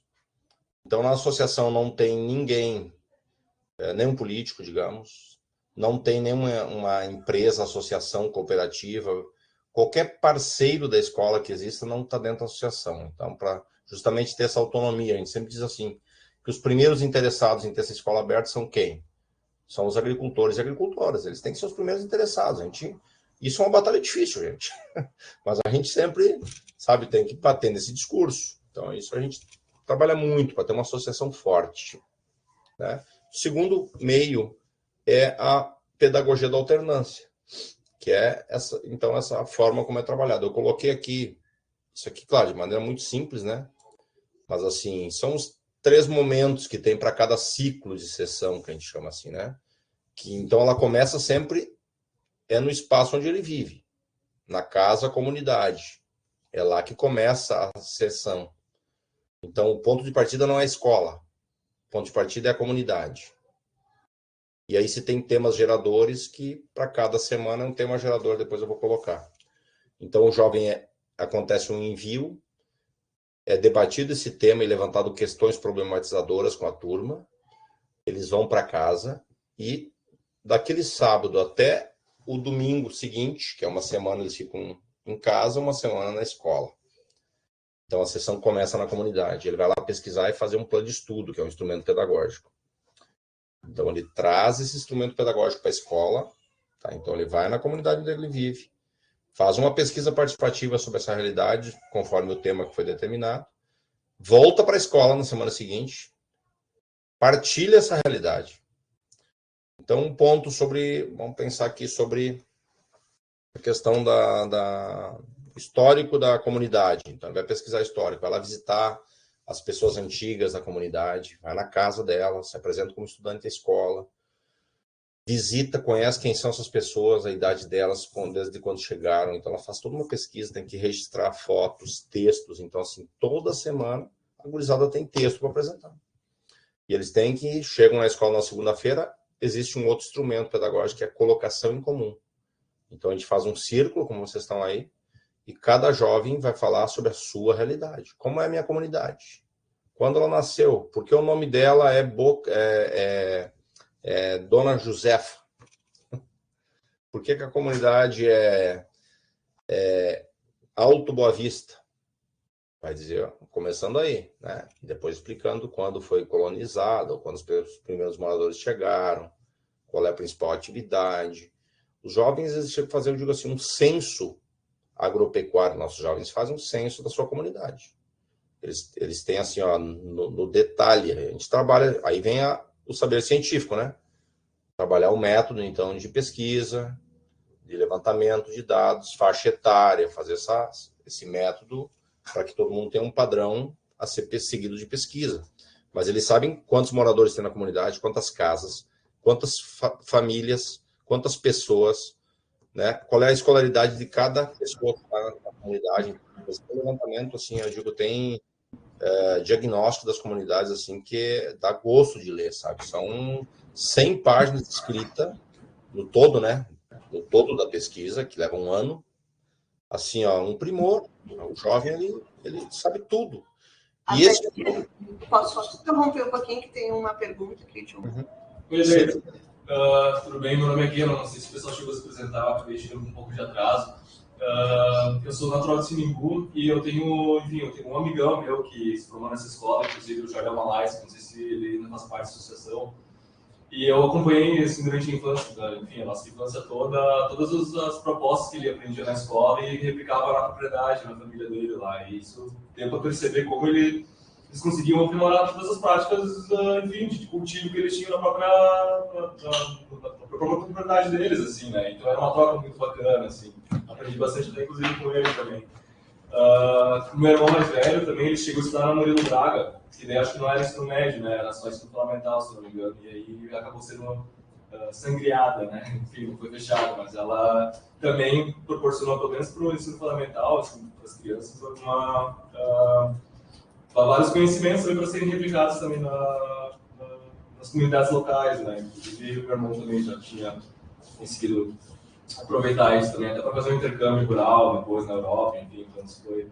A gente percebe como é importante, né, a presença dessas escolas, assim, como isso traz desenvolvimento, né, de alguma forma, crescimento até para as pessoas que estão nesse meio, né, muito bacana. Que bom. Não, o Jardel foi estudante da EFA, né, onde sabe bem disso, é egresso da escola, lá em Sinimbu, e fez um baita trabalho. O Jardel fez um excelente trabalho. Mas, assim, que bom que tu trazer essa partilha aí, mas é isso. Eu acho que a mão tá levantada, Valéria, é tu que tá levantada a mão? Não, eu só levantei por causa dele, peraí que eu vou baixar. Então tá, mas obrigado pela tua fala. E assim, ó, é bem isso aí. Ele faz um levantamento e assim, ó, da sua realidade. Então, esse ponto é importante. Ele vai lá, pesquisa. O ponto de partida da construção do conhecimento é a realidade do estudante. É a sistematização dele, é do que ele compreendeu da realidade que ele vive.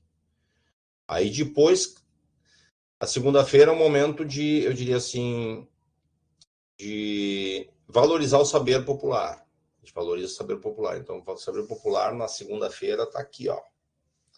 Aí depois as áreas, os professores sentam na roda, assim como vocês estão aí, e escutam. A nossa missão não é problematizar, mas por que é assim, por que é assado? Isso na tua aula depois, as áreas do conhecimento vão dar conta de problematizar essa realidade. Mas é um ouvir pedagógico dos professores e professoras na segunda-feira. Quem dá aula são os estudantes. Isso é muito importante. Isso muda a dinâmica muito grande, porque os estudantes, eles vão para casa na outra semana, porque no início trazem um plano de estudo meio, né, no início, um trabalho de aula. Depois que eles compreenderem que aquilo lá é o pontapé inicial da sessão, eles encarnam uma responsabilidade grande quanto estudantes. Pô, minha responsabilidade é gigante. Se eu não faço um trabalho bem feito, compromete a sessão inteira. Compromete a sessão inteira. Então, essa semana é bem importante, assim, que ela inicie assim.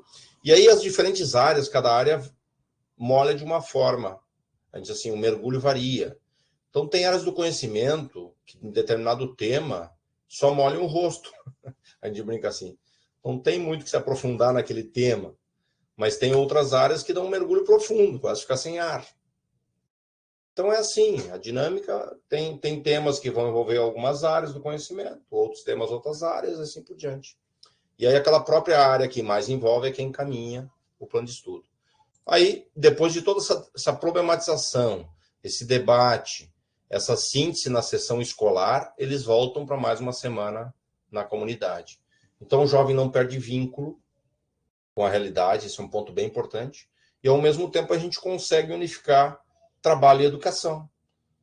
Esse é um ponto central também do debate da escola, ou seja, que é o trabalho cotidiano, o dia a dia, com o processo educativo. Vincular a teoria com a prática, trabalho com a educação. E aí os jovens começam, então, a voltar com novas interrogações, pesquisas, enfim, para dar conta desse ciclo da pedagogia da alternância, a gente tem hoje 16 instrumentos pedagógicos que acabam vinculando. Aqui tem algumas imagens aqui da escola. Eu deixei essa aqui de 10 anos porque foi quando a gente mudou de sede da escola. Essa sede aqui é nova. Em 2019 a gente se mudou para cá. Aproveitamos só um meio ano. Daí veio a pandemia. Ficamos sem a área durante vários anos. Mas assim, aqui é um pouco da nossa área onde a escola está situada hoje, que é dentro de uma granja municipal, que é uma área que ela é da Prefeitura de Santa Cruz, e é uma área que sempre trouxe novas tecnologias para a agricultura. Tanto que esse prédiozinho, não sei se vocês enxergam meu cursor aí, mas esse prédio aqui, ele era um tambo de leite. Quando, lá na década de 80, quando veio o leite tipo B, que é a ordenhadeira, que a gente conhece a ordenhadeira, não se sabia como usar. Então, se criaram toda essa estrutura aqui para ensinar os agricultores como usar a ordenha. Essa é a ideia na década de 80. Acabou que isso aqui virou em desuso. A gente pegou essa área aqui e transformou numa escola. Então, a gente disse assim que a granja municipal, ela sempre trabalhou na questão das tecnologias para a agricultura, e hoje a principal tecnologia, entre aspas, é a educação.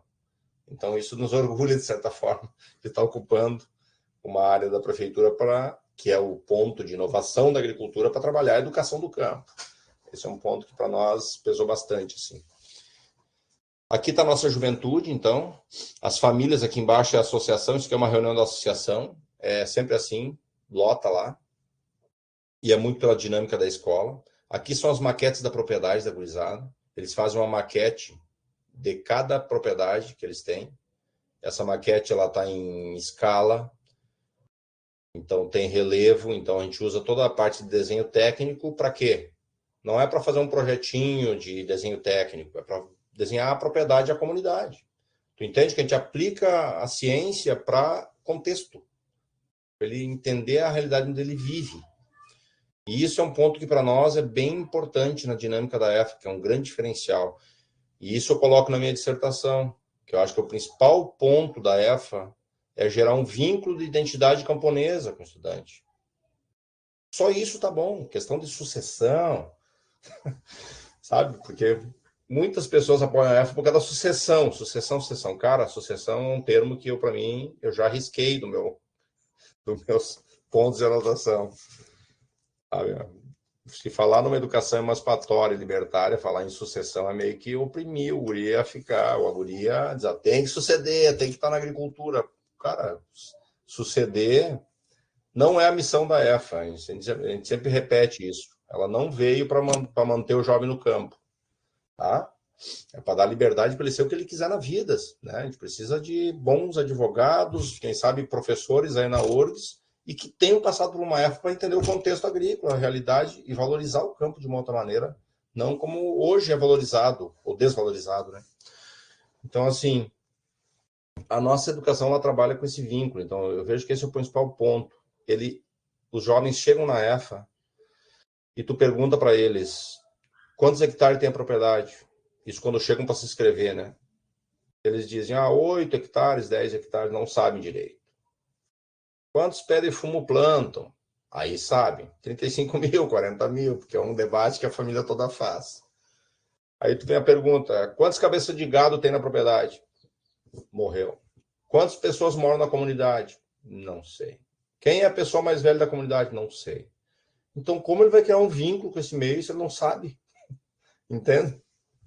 Ele não sabe o que tem lá. Então, ele está lá, ou está no centro da cidade trabalhando num qualquer emprego, só mudou o espaço físico. Então, a gente tem esse papel de criar um vínculo de identidade. Esse eu acho que é o ponto central, assim, e a pedagogia da alternância contribui nisso, porque ele não abandona, né? Ele está sempre focado no meio onde ele vive. Lá é o principal ponto de pesquisa e estudo, é a realidade dele, é o ponto de partida. E isso é uma coisa que eu vejo muito importante. Então, ele sai lá, aqui nessa foto das maquetes, o primeiro ano de formação, ele sai conhecendo a propriedade da família de ponta a ponta. Ele sabe, ele conhece quantos hectares tem, ele sabe quanto tem de mata nativa, quanto tem de APP, quanto tem de rio, quantos metros quadrados de construção, tudo, tudo. Então ele sabe o que tem lá. Ele sabe da história, então não é só ambiente físico, de estrutura, é histórica, a história da família naquela propriedade, de onde veio, como chegaram lá. Então tem os ambientes culturais também que entram fortemente nessa pesquisa. Isso é um ponto bem importante. Deixa eu ver aqui. Eu vou passar aqui, eu tô falando sobre isso aqui, ó, sobre os tempos aqui, né? Então, o primeiro ano do jovem, ele trabalha esse primeiro ciclo, que é a identidade, uma valorização da cultura camponesa e reconhecimento do meio. Então, o tema principal, a temática principal é eu, a família e a terra. Então, esse é o primeiro ano do plano de formação. Segundo ano, ele entra numa parte que é da vivência comunitária. Então, ele estuda toda a comunidade, faz um levantamento. Esse mapa que ele faz da comunidade, ele é um mapa por camadas, que a gente chama. Então, ele começa primeiro com as estradas, depois as casas que tem em cima, depois que organizações tem nessa comunidade, tem igreja, tem uma associação de produtores ou agricultores, tem clube de mães ou grupo de mulheres. Ele começa a mapear todas as organizações, cooperativas, associações. Então, assim, depois que ele colocar isso, ele vai ver onde é que estão as áreas de lavoura, o que é lavoura, o que é área de mata, APP, que mata que está lá é Mata Atlântica, que mata que é que está colocado lá. Recursos hídricos, então, como é que é a distribuição de água, de que forma é fornecido. Então, ele fecha o segundo ano com esse detalhamento total da propriedade da comunidade, aplicando, inclusive, a gente usa muitas ferramentas de DRP, que é o Diagnóstico Rural Participativo. Não sei se vocês devem ter trabalhado isso, acho, durante a formação aí também, mas que são ferramentas importantes, assim, para análise, né? Mas também ele faz maquetes, mapas, ele trabalha também com plano de ação, então desenvolve ao final desse segundo ano um plano de ação e melhorias para a propriedade. Isso aqui envolve, é importante colocar, não é só o jovem que faz esse percurso. E aí que a gente vê que quando a pedagogia alternância ela tem um êxito é quando a família, o pai ou a mãe, o avô, a avó, ou quem mora naquele espaço se envolve pedagogicamente com o processo formativo. Tem que haver envolvimento. Jovens em que não tem envolvimento da família, né, ou de quem vive lá, ele geralmente não tem êxito assim no processo formativo até o final, porque ele depende disso para algumas coisas, porque a agricultura familiar é a família que gere, né, a propriedade. Então, algumas decisões de fazer poda, de ter uma área experimental, de fazer mudanças e transformações no meio, tem que ter anuência e a participação da família, senão não acontece, né? E no terceiro ano aqui é um projeto de desenvolvimento humano, que eu coloquei aqui, mas que é o PPJ, que é conhecido, que é o instrumento pedagógico, é o projeto profissional do jovem. Então ele começa a construir um projeto mesmo de desenvolvimento para o meio onde ele vive. Que pode ser da propriedade, pode ser uma atividade agrícola, pode ser um projeto na comunidade, que é fortalecer a associação da comunidade, ou ele quer fazer um projeto cultural. É um projeto amplo, assim. Óbvio que a maioria são da área agrícola, mas ele não é fechado na agricultura ou pecuária, né? Ele pode ser de qualquer ramo. Mas ele sai, nesse terceiro ano, ele começa a abrir um pouco o leque. Então, por exemplo, terceiro ano agora, fechou, na semana passada, políticas públicas para a agricultura familiar. Então, eles visitaram todas as entidades que gestam ou promovem políticas públicas, visitaram o prefeito. Imaginem juntar uns 5 ou 6 jovens e ir até a prefeitura falar com o prefeito ou com a prefeita qual é as políticas que tem para a agricultura no município. Isso aconteceu. Legal esse movimento, né? Porque daí faz o pessoal pensar também, né? O que tem para o jovem? Porque esse é um problema, né? Política pública para jovem é difícil, é raro. Depois eles vão para os movimentos sociais, agora eles estão indo para os movimentos sociais. Então a pergunta que vai para a família é o que é movimento social? E aqui na nossa região, a primeira coisa que vem em movimento social é MST. Em muitas famílias. Tu entende que as pessoas têm essa compreensão? Não, eles não veem que uma ação na própria comunidade ou aqui na região tem outros movimentos sociais, que não é só o MST, mas o MST é um movimento social também, mas que eles não percebem. Aí eles começam a perceber. Políticas públicas, então, gente. As famílias não têm uma compreensão. A primeira pergunta é essa: o que é política? O que a família entende por política pública? Aí o pessoal acha que é carga de areia, cascalho de caminhão, estrada. Não, tem uma compreensão, mas muitas vezes ligado àquela política eleitoreira, digamos assim, que é de dar, me ajudou, fulano me ajudou com aquilo, com aquele outro. Mas, assim, é isso que eu quero colocar, que esse debate, ele acaba sendo um debate coletivo. E isso é um ponto importante. A escola não pode parar no estudante. Na agricultura familiar não pode. E daí tu morre no estudante. E muitas vezes se a família não acompanha esse processo formativo, vamos pensar, passou todo esse processo aqui. Nós temos jovens que muitas vezes não querem a realidade da agricultura, não querem continuar. Outros, após todo esse estudo, querem continuar. Mas se a família não acompanhou esse percurso aqui, esse jovem vai ser expulso da propriedade, mesmo querendo ficar. Nós tivemos vários casos. E aí os pais começam a tratar o jovem como peão mesmo, como não é o peão o termo, uma mão de obra barata, esse é o termo. Que vai lá, dá uns 50 pila no final da semana para ir num baile. Aí o jovem vai embora, né? Porque ele quer autonomia, o quer autonomia, quer independência. Então, assim, ele faz o PPJ, defende em banca, e o jovem, ele sai, isso é um ponto importante, ele sai no terceiro ano da escola com um projeto bem consistente, um projeto de vida, assim, bem consistente. Tanto para a propriedade, que a família pode tocar, quanto para ele, jovem. Então, esses, assim, são os 3 anos. E o PPJ acaba sendo eu diria assim, esse ponto de uma construção durante os 3 anos. Então, o Gimonet coloca que o PPJ ele é o fio condutor da alternância, porque ele perpassa desde o início até o final. Na verdade, ele é uma conclusão dos 3 anos de formação. Todo o PPJ é defendido e ele está na prateleira da escola, como algo assim que é uma produção, uma sistematização daquele jovem durante os 3 anos da escola, mas que compõe também um projeto de análise de viabilidade da implantação dele na sua realidade. Aqui são os instrumentos, tá? Então, tem instrumentos aqui que são comuns nas EFAs de todo o Brasil, tem instrumentos que são próprios. Então, assim, a gente não tem engessamento de dizer, tem que seguir o padrãozinho do que está nos instrumentos das EFAs do Brasil. Não. Tem instrumentos que a gente usa, tem instrumentos que a gente não usa. Tem instrumentos, esses que estão em azul, por exemplo, são instrumentos que a gente criou por uma demanda pedagógica. Eu vou explicar para vocês. Então, a gente faz colocação em comum, eu falei para vocês. Caderno da realidade, é um caderno mesmo, e tem todos os registros do que é feito na semana que ele está na escola e na semana que ele está em casa. Nós ainda nos correspondemos com as famílias por carta, tá? É assim que a gente faz. Então, assim, eu estou na escola, o jovem registra nesse caderno todo o conteúdo que cada área trabalhou na semana. Está lá, sessão escolar, semana tal. Ele registra tudo que foi feito.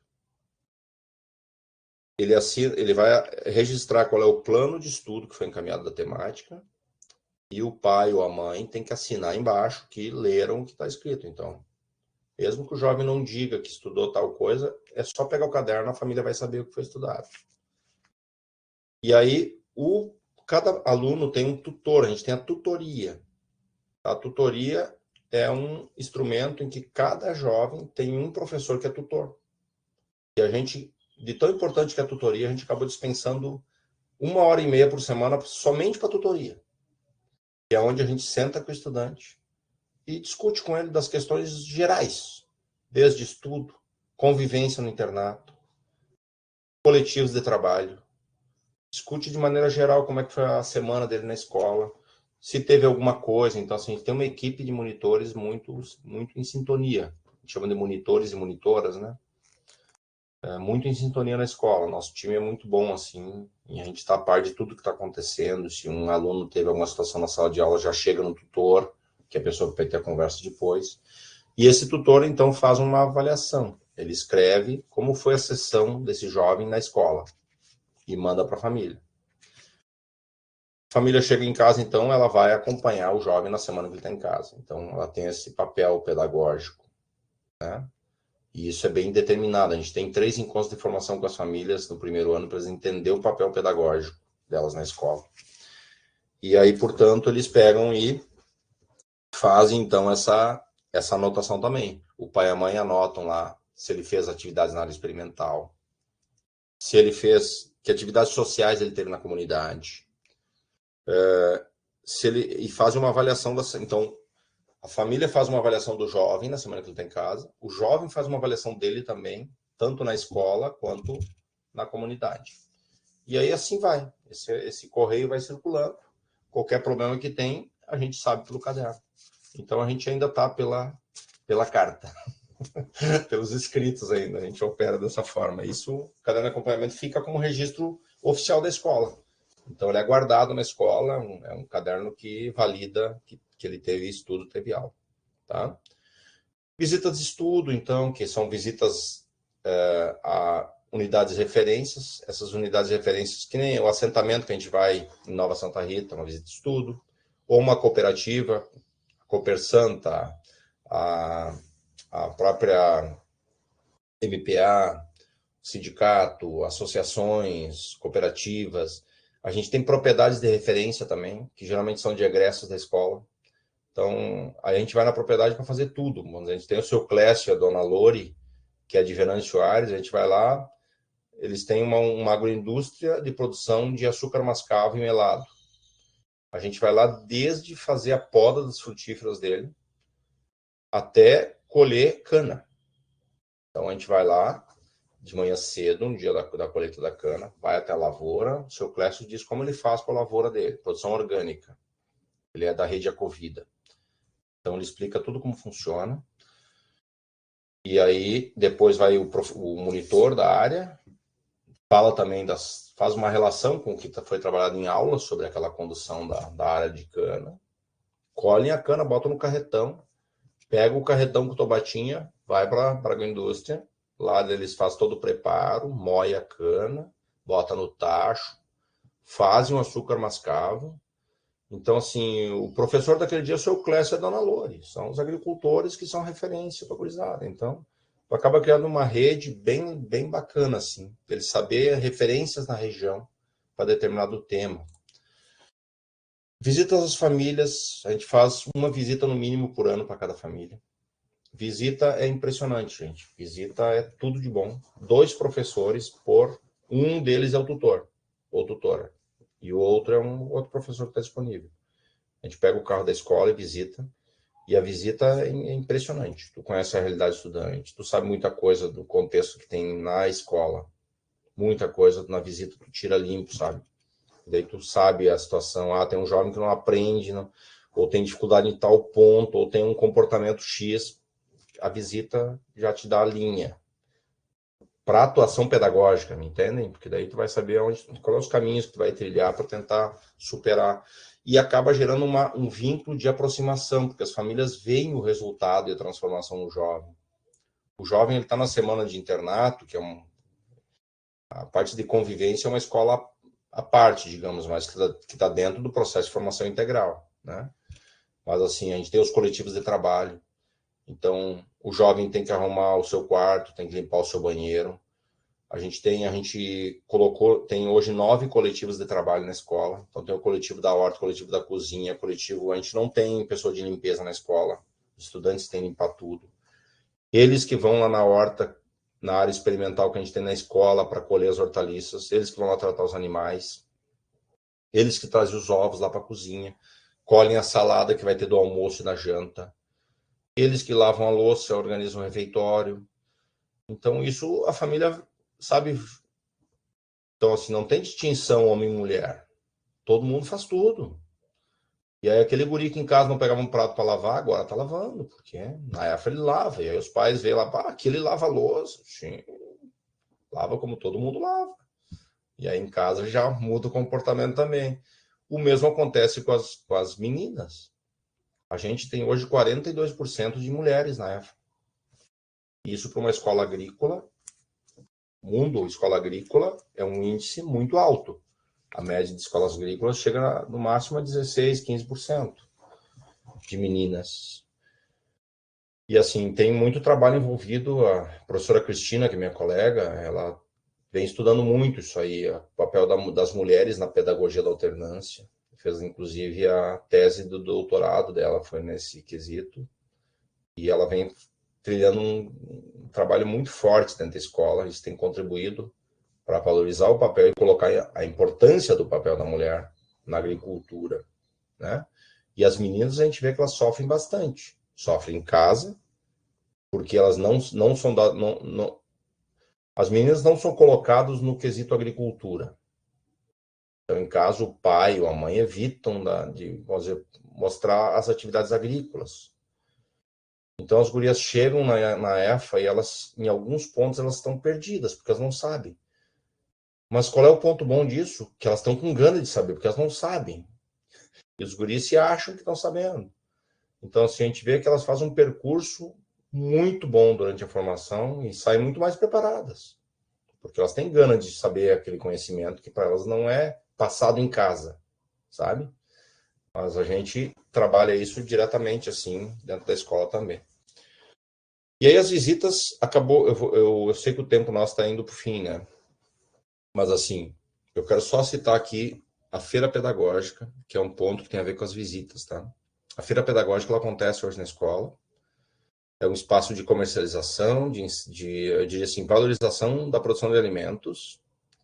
A gente trabalha na escola na perspectiva da agroecologia. Então, esse é um ponto bem importante também, né? E a gente se envolve em vários fóruns, debates, a gente é bem articulado, assim. Estamos na articulação da educação do campo, no Fórum Gaúcho de Combate aos Impactos Agrotóxicos, estamos na Comissão de Produção Orgânica do Estado do Rio Grande do Sul. A gente participa de todos esses movimentos assim, para justamente trabalhar em rede e se fortalecer. Mas a feira pedagógica é algo que a gente tem batido bastante, assim, porque aqui a nossa região é uma região onde se tem bastante tabaco, produção de fumo, mas a produção de alimentos é algo que a gente vê como determinante, assim, e até um ponto de acesso do jovem na agricultura, porque a produção de tabaco muitas vezes ela fica na mão do pai e da mãe, é uma coisa que não tem muito entrada para o jovem. Mas a produção de alimentos tem. Todos eles têm uma área experimental em casa, essa área experimental aplicam os seus conhecimentos, e aí a gente ia fazer as visitas, as famílias muito acolhedoras, então a gente sempre ficava praticamente sem jantar no dia anterior, quando saía para as visitas, porque eu fazia 3 visitas, era um banquete de manhã, um almoção de meio-dia e um banquetão à tarde. Então a gente voltava da visita estourando. E aí lá a gente conhecia todas as delícias que tu imagina. Então era aquele salame, era aquela chimia colonial, que era do bisavô que fazia, daquele jeito, sabe? Então assim, era aquele pão de milho, feito com milho crioulo, que já vem há 4 gerações da família fazendo, e eles, praticamente a produção de pão da família é de milho crioulo. Então, é isso que tu encontra nas comunidades, essa cultura. Aí os professores faziam o quê? Olha, quando tu ir para a sessão escolar, tu traz aquele pão lá, que eu quero um pão. O outro, tu traz uma chimia de colonial. A outra chimia de morango, a murcilha, gente, Deus. Então, torresmo. Então, todas as delícias que existem na agricultura familiar camponesa. E aí, chegava na escola, quando a gente estava aqui ainda, e embaixo da escada era cheio de sacolinhas de encomenda dos professores e professores. Aí a gente começou, assim, enquanto professores, se questionar, pô, mas, cara, que riqueza esses alimentos, né? Isso aí é uma coisa... E para a gurizada era o dia a dia, era o comum. É como eu ter, como professor, uma caneta, sabe? Para eles é o comum, que é a vida deles. Mas para quem vamos dizer, não vivia lá, para nós como educadores, a gente, pô, isso aí é um espetáculo, cara. Isso aqui, mais pessoas precisam conhecer esse produto. Aí a gente pensou, vamos fazer uma feira. E valorizar esses produtos que eles produzem, que os jovens produzem, que é um produto histórico da família, sabe, que tem um ingrediente cultural no meio. E aí a gente fez uma feira com 2 mesas, 2 classes escolares, para começar. Alguns trouxeram um pouco a mais. E, cara, a comunidade da linha Santa Cruz começou a ir lá. A gente avisou alguns conhecidos que sabiam. Bom, a feira tá... Olha, ela foi em 2016 que ela começou, tá até hoje bombando a feira, não parou na pandemia, inclusive. A gente fez um projeto com a fundação, conseguiu umas caixas, conseguiu balança, e assim, é um coletivo dos jovens que faz a feira. Então a feira não é feita pelos professores, esse coletivo cuida, um coletivo é a feira. Então eles têm que chegar lá, anotar todos os produtos que vêm, de onde vêm, sabe? Aí o professor de informática criou uma planilha no Excel de controle para ele ensinar, eles construíram em sala, né? Como fazer o controle, então, do ingresso, o que foi vendido e o valor para cada estudante. Então, o coletivo faz a recepção, preparação da banca, divide as cestas para entregar os produtos e depois faz o fechamento da feira. Então, tu entendeu? Encaixou uma prática alimento, cultura com a educação. Essas amarras que a gente consegue. Aí tu tem, claro, tem que ter um time, uma equipe comprometida, né? Tem que ter um time que pegue junto, mas assim, é na vivência da educação que tu vai construindo estratégias e tentar valorizar o que é a vida do campo. Assim, venda de alimento é uma coisa comum para eles. E aí hoje a feira, a gente fez um grupo do WhatsApp. Então tem várias entidades aqui na região. Quando você pega a Aviação Santa Cruz, que é uma empresa de ônibus, a gente fez um contato lá e disseram, a gente tem funcionários aqui, a gente pode fazer uma pessoa lá, que a Sinara ficou responsável de fazer uma lista dos produtos. Então a gente passa a lista, ela pega a lista, a gente faz sacolinhas, e aí pega um carro e faz pontos de... Então a gente entrega na UERGS, em Santa Cruz, entrega na Unisc, na Aviação Santa Cruz, acho que tem mais 2 lugares, que são pontos de entrega da feira. O grupo tem várias pessoas, né? Tem várias pessoas nesse grupo. E aí, na segunda, quando chegam os produtos, a gente bota ali a lista dos produtos, preço, as pessoas fazem encomenda. Em torno de 80% é entrega e o resto é na escola. A banquinha está na escola. Então, assim, gente, a feira pedagógica virou um instrumento pedagógico da época, entendeu? Então, não é um ponto de venda. Isso que a gente tenta bater, né? Porque, obviamente, mas tem jovens que recebem, mas ganham bastante recurso, mas valoriza a produção de alimentos e coloca uma possibilidade concreta de comercialização de alimentos aos jovens, tá? Gente, eu acho que, assim, eu queria... Nós estamos chegando no final, mas, assim, dizer para vocês que o processo, vamos dizer assim, a gente sempre está criando novos instrumentos pedagógicos. O último que a gente criou foi o SIC, eu não botei aqui, que é uma semana de imersão cultural. A gente viu que tinha muita cultura nas comunidades, que não estava acontecendo, então a gente tinha que sair um pouco desse viés agrícola, né, tecnicista, para pegar mais na cultura, porque assim, ó, eu vejo que é a cultura que vai gerar a identidade desse jovem, não é a agricultura, assim, vamos dizer assim, é calo, né? A agricultura é uma coisa que afasta a juventude. A juventude, então, o aspecto cultural, ele trabalha muito mais esse vínculo do que a agricultura em si, tá? A agricultura está mais no campo talvez de gerar renda, mas automaticamente a agricultura é cultura também. Mas assim, a gente tem que trabalhar esse aspecto cultural. Então a gente viu que tinha que trazer esse elemento muito mais forte no aspecto de comunidade, que é o 2º ano. Então a gente organizou grupos de jovens para eles se encontrar nas comunidades e pesquisar a cultura da comunidade. E aí, assim, meio livre, meio frio, assim, né? O que vocês pesquisar trazem. E aí eles tinham que trazer uma apresentação para a escola. E a gente fez isso no ano passado, pela primeira vez. E aí, um dia era só apresentações das comunidades, da cultura das comunidades, onde são 10 municípios que a gente atende. E assim, foi fantástico, fantástico, assim, veio de tudo que vocês imaginaram, até uma banda trouxeram da comunidade, que tinha os bailezinhos da comunidade, trouxeram até a banda para tocar na escola. Então, assim, esse é um ponto que para nós... Então, assim, eu coloco os instrumentos, porque, assim, os instrumentos dão a amarra dos diferentes tempos e espaços. Então, a essência da pedagogia da alternância é que não haja ruptura e nem descontinuidade nos diferentes tempos e espaços formativos. Como é que tu não vai ter ruptura? Através dos instrumentos pedagógicos, eles que vão dar liga. Então, o jovem está na EFA, está aprendendo, está estudando, está em casa, está aprendendo, está estudando. A escola, ela rompe, diz assim, ela rompe os muros da escola, não tem muros, porque a escola está em todo lugar. Então, tá em casa, está estudando, está na escola. Então, essa ligação ela é central no processo formativo da pedagogia da alternância. E, assim, seria, bem de brevemente, seria isso a minha fala, tá? Se vocês quiserem acompanhar o trabalho, a gente tem um Instagram, que é EFASC-SCS. Eu acho que até, não sei se é ponto ou é underline, mas se botar lá EFASC, vou botar aqui no bate-papo aqui, mas eu acho que é EFASC.SCS. SCS, assim, ó. E o Facebook é EFA Santa Cruz. Aí lá vocês podem acompanhar um pouco do nosso trabalho. E se um dia quiserem também vir visitar a gente, já fica o convite. Terei o maior prazer em receber vocês na escola, para apresentar a vocês um pouco da nossa dinâmica.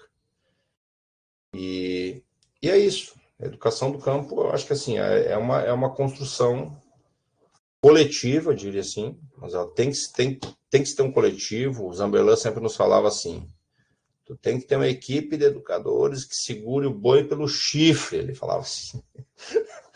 Ou seja, que pegue junto, né? Porque segurar um boi não é fácil, mas assim, tendo um grupo, um coletivo de professores, educadores e educadoras que de fato segurem as pontas, o trabalho rende, sabe? Porque ele é muito trabalhoso. O internato, ele tem essa dinâmica. Quando a gente colocou a EFA aqui, o pessoal da região disse assim, mas vocês são loucos, botar um internato, isso é uma bomba relógio, o internato. Aí a gente tinha várias pessoas que vinham das pastorais também, identificadas, e assim, ó, um internato, se bem conduzido, ele gera muitas transformações. Então, assim, dá muito trabalho conduzir internato, bastante trabalho, mas assim, gera muita transformação na vida dos estudantes que é perceptível no olho do pai e da mãe, que eles veem que o jovem vem mudado para casa, que ele chega em casa, em vez de ficar no quarto no celular, ele conversa, porque ele tem que perguntar.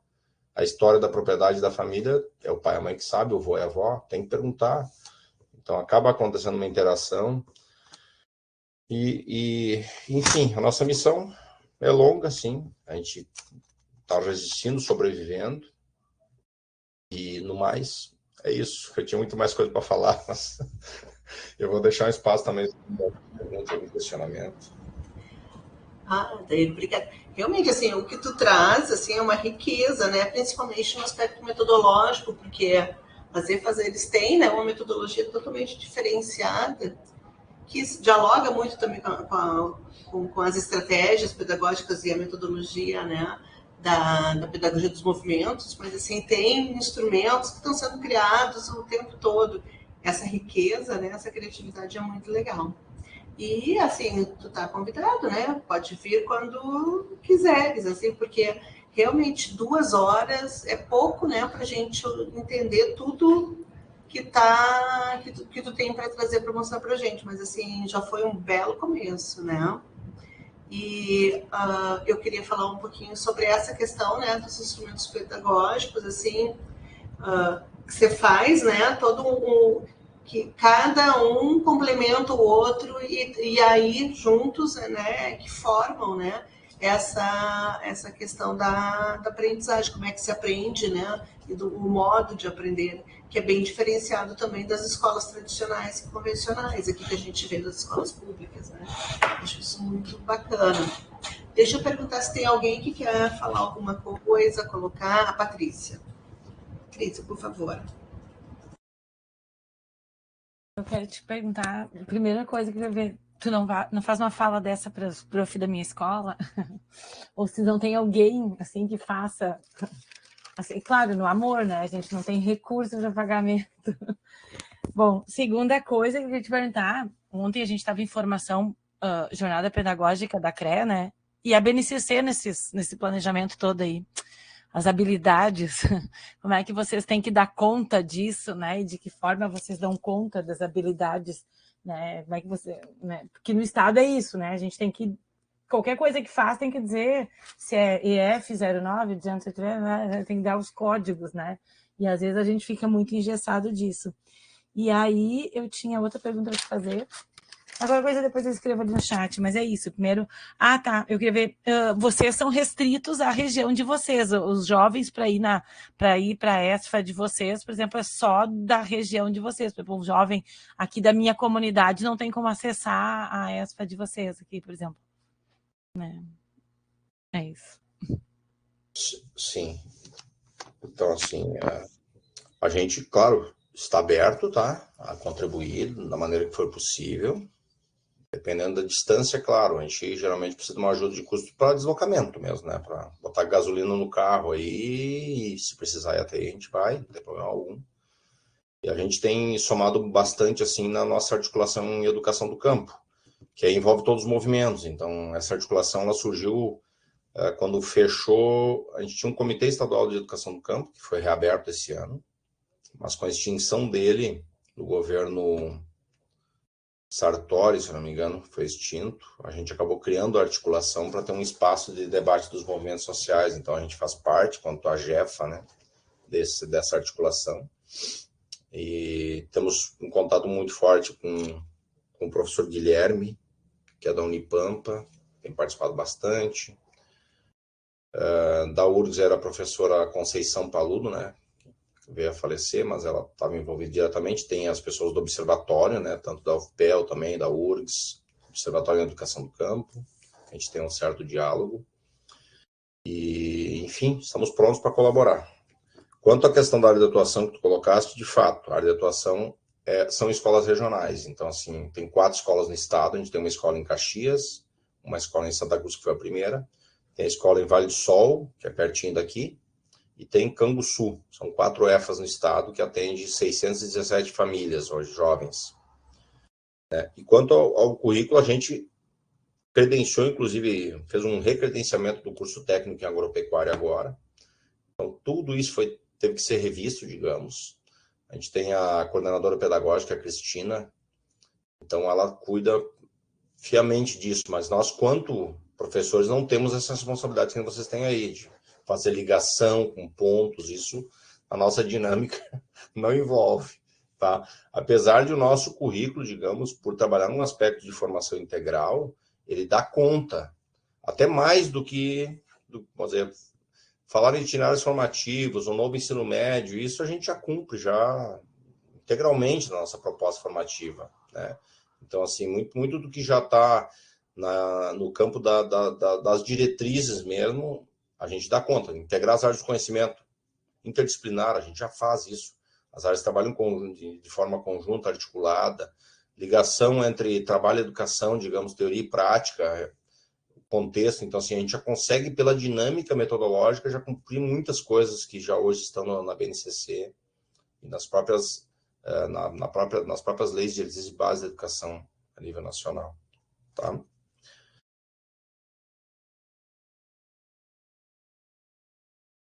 A gente está assim num minuto, né? Tem mais alguém que quer falar alguma coisa ou a gente já pode ir encaminhando? Acho que aqui tá todo.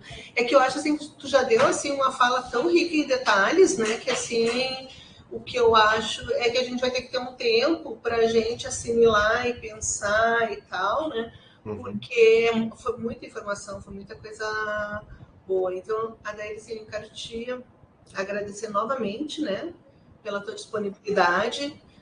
Já fica, né, um convite para voltar nas nossas próximas disciplinas. E eu vou passar agora para a Rumi, que eu acho que ela quer falar alguma coisa. Pode falar, Rumi. Só um pouquinho, eu estou abrindo aqui a minha câmera. Deixa aqui. Oi, Adair. Oi! Tudo bem, Ai, professora? feliz de te ver aí. Da mesma Não, forma. queria assim, pessoalmente, assim, a pessoal não, aqui, enfim, por aqui. Estou aqui no intervalo de um simpósio, entre um simpósio e outro, mas queria te agradecer muito, e até, não sei o quanto a Valéria e o pessoal falou, né? Essa tua fala está sendo gravada e vai ser transcrita pelos alunos, tá? E, de repente, a partir da transcrição, a gente está pensando em, enfim, né, transformar em texto, e a gente te retorna, quem sabe tu antes te convida aí também para fazer a parceria né, a partir da tua transcrição, talvez até se transformar num texto aí que a gente está pensando em organizar para uma publicação mais, mesmo que apenas digital, né?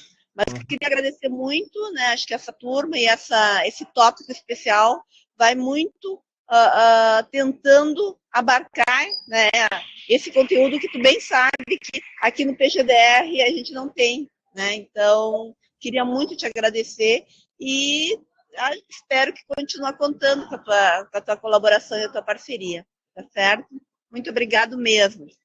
Perfeito. Eu que agradeço, professor. Eu fico à disposição. Quando precisarem de novo, estou disponível.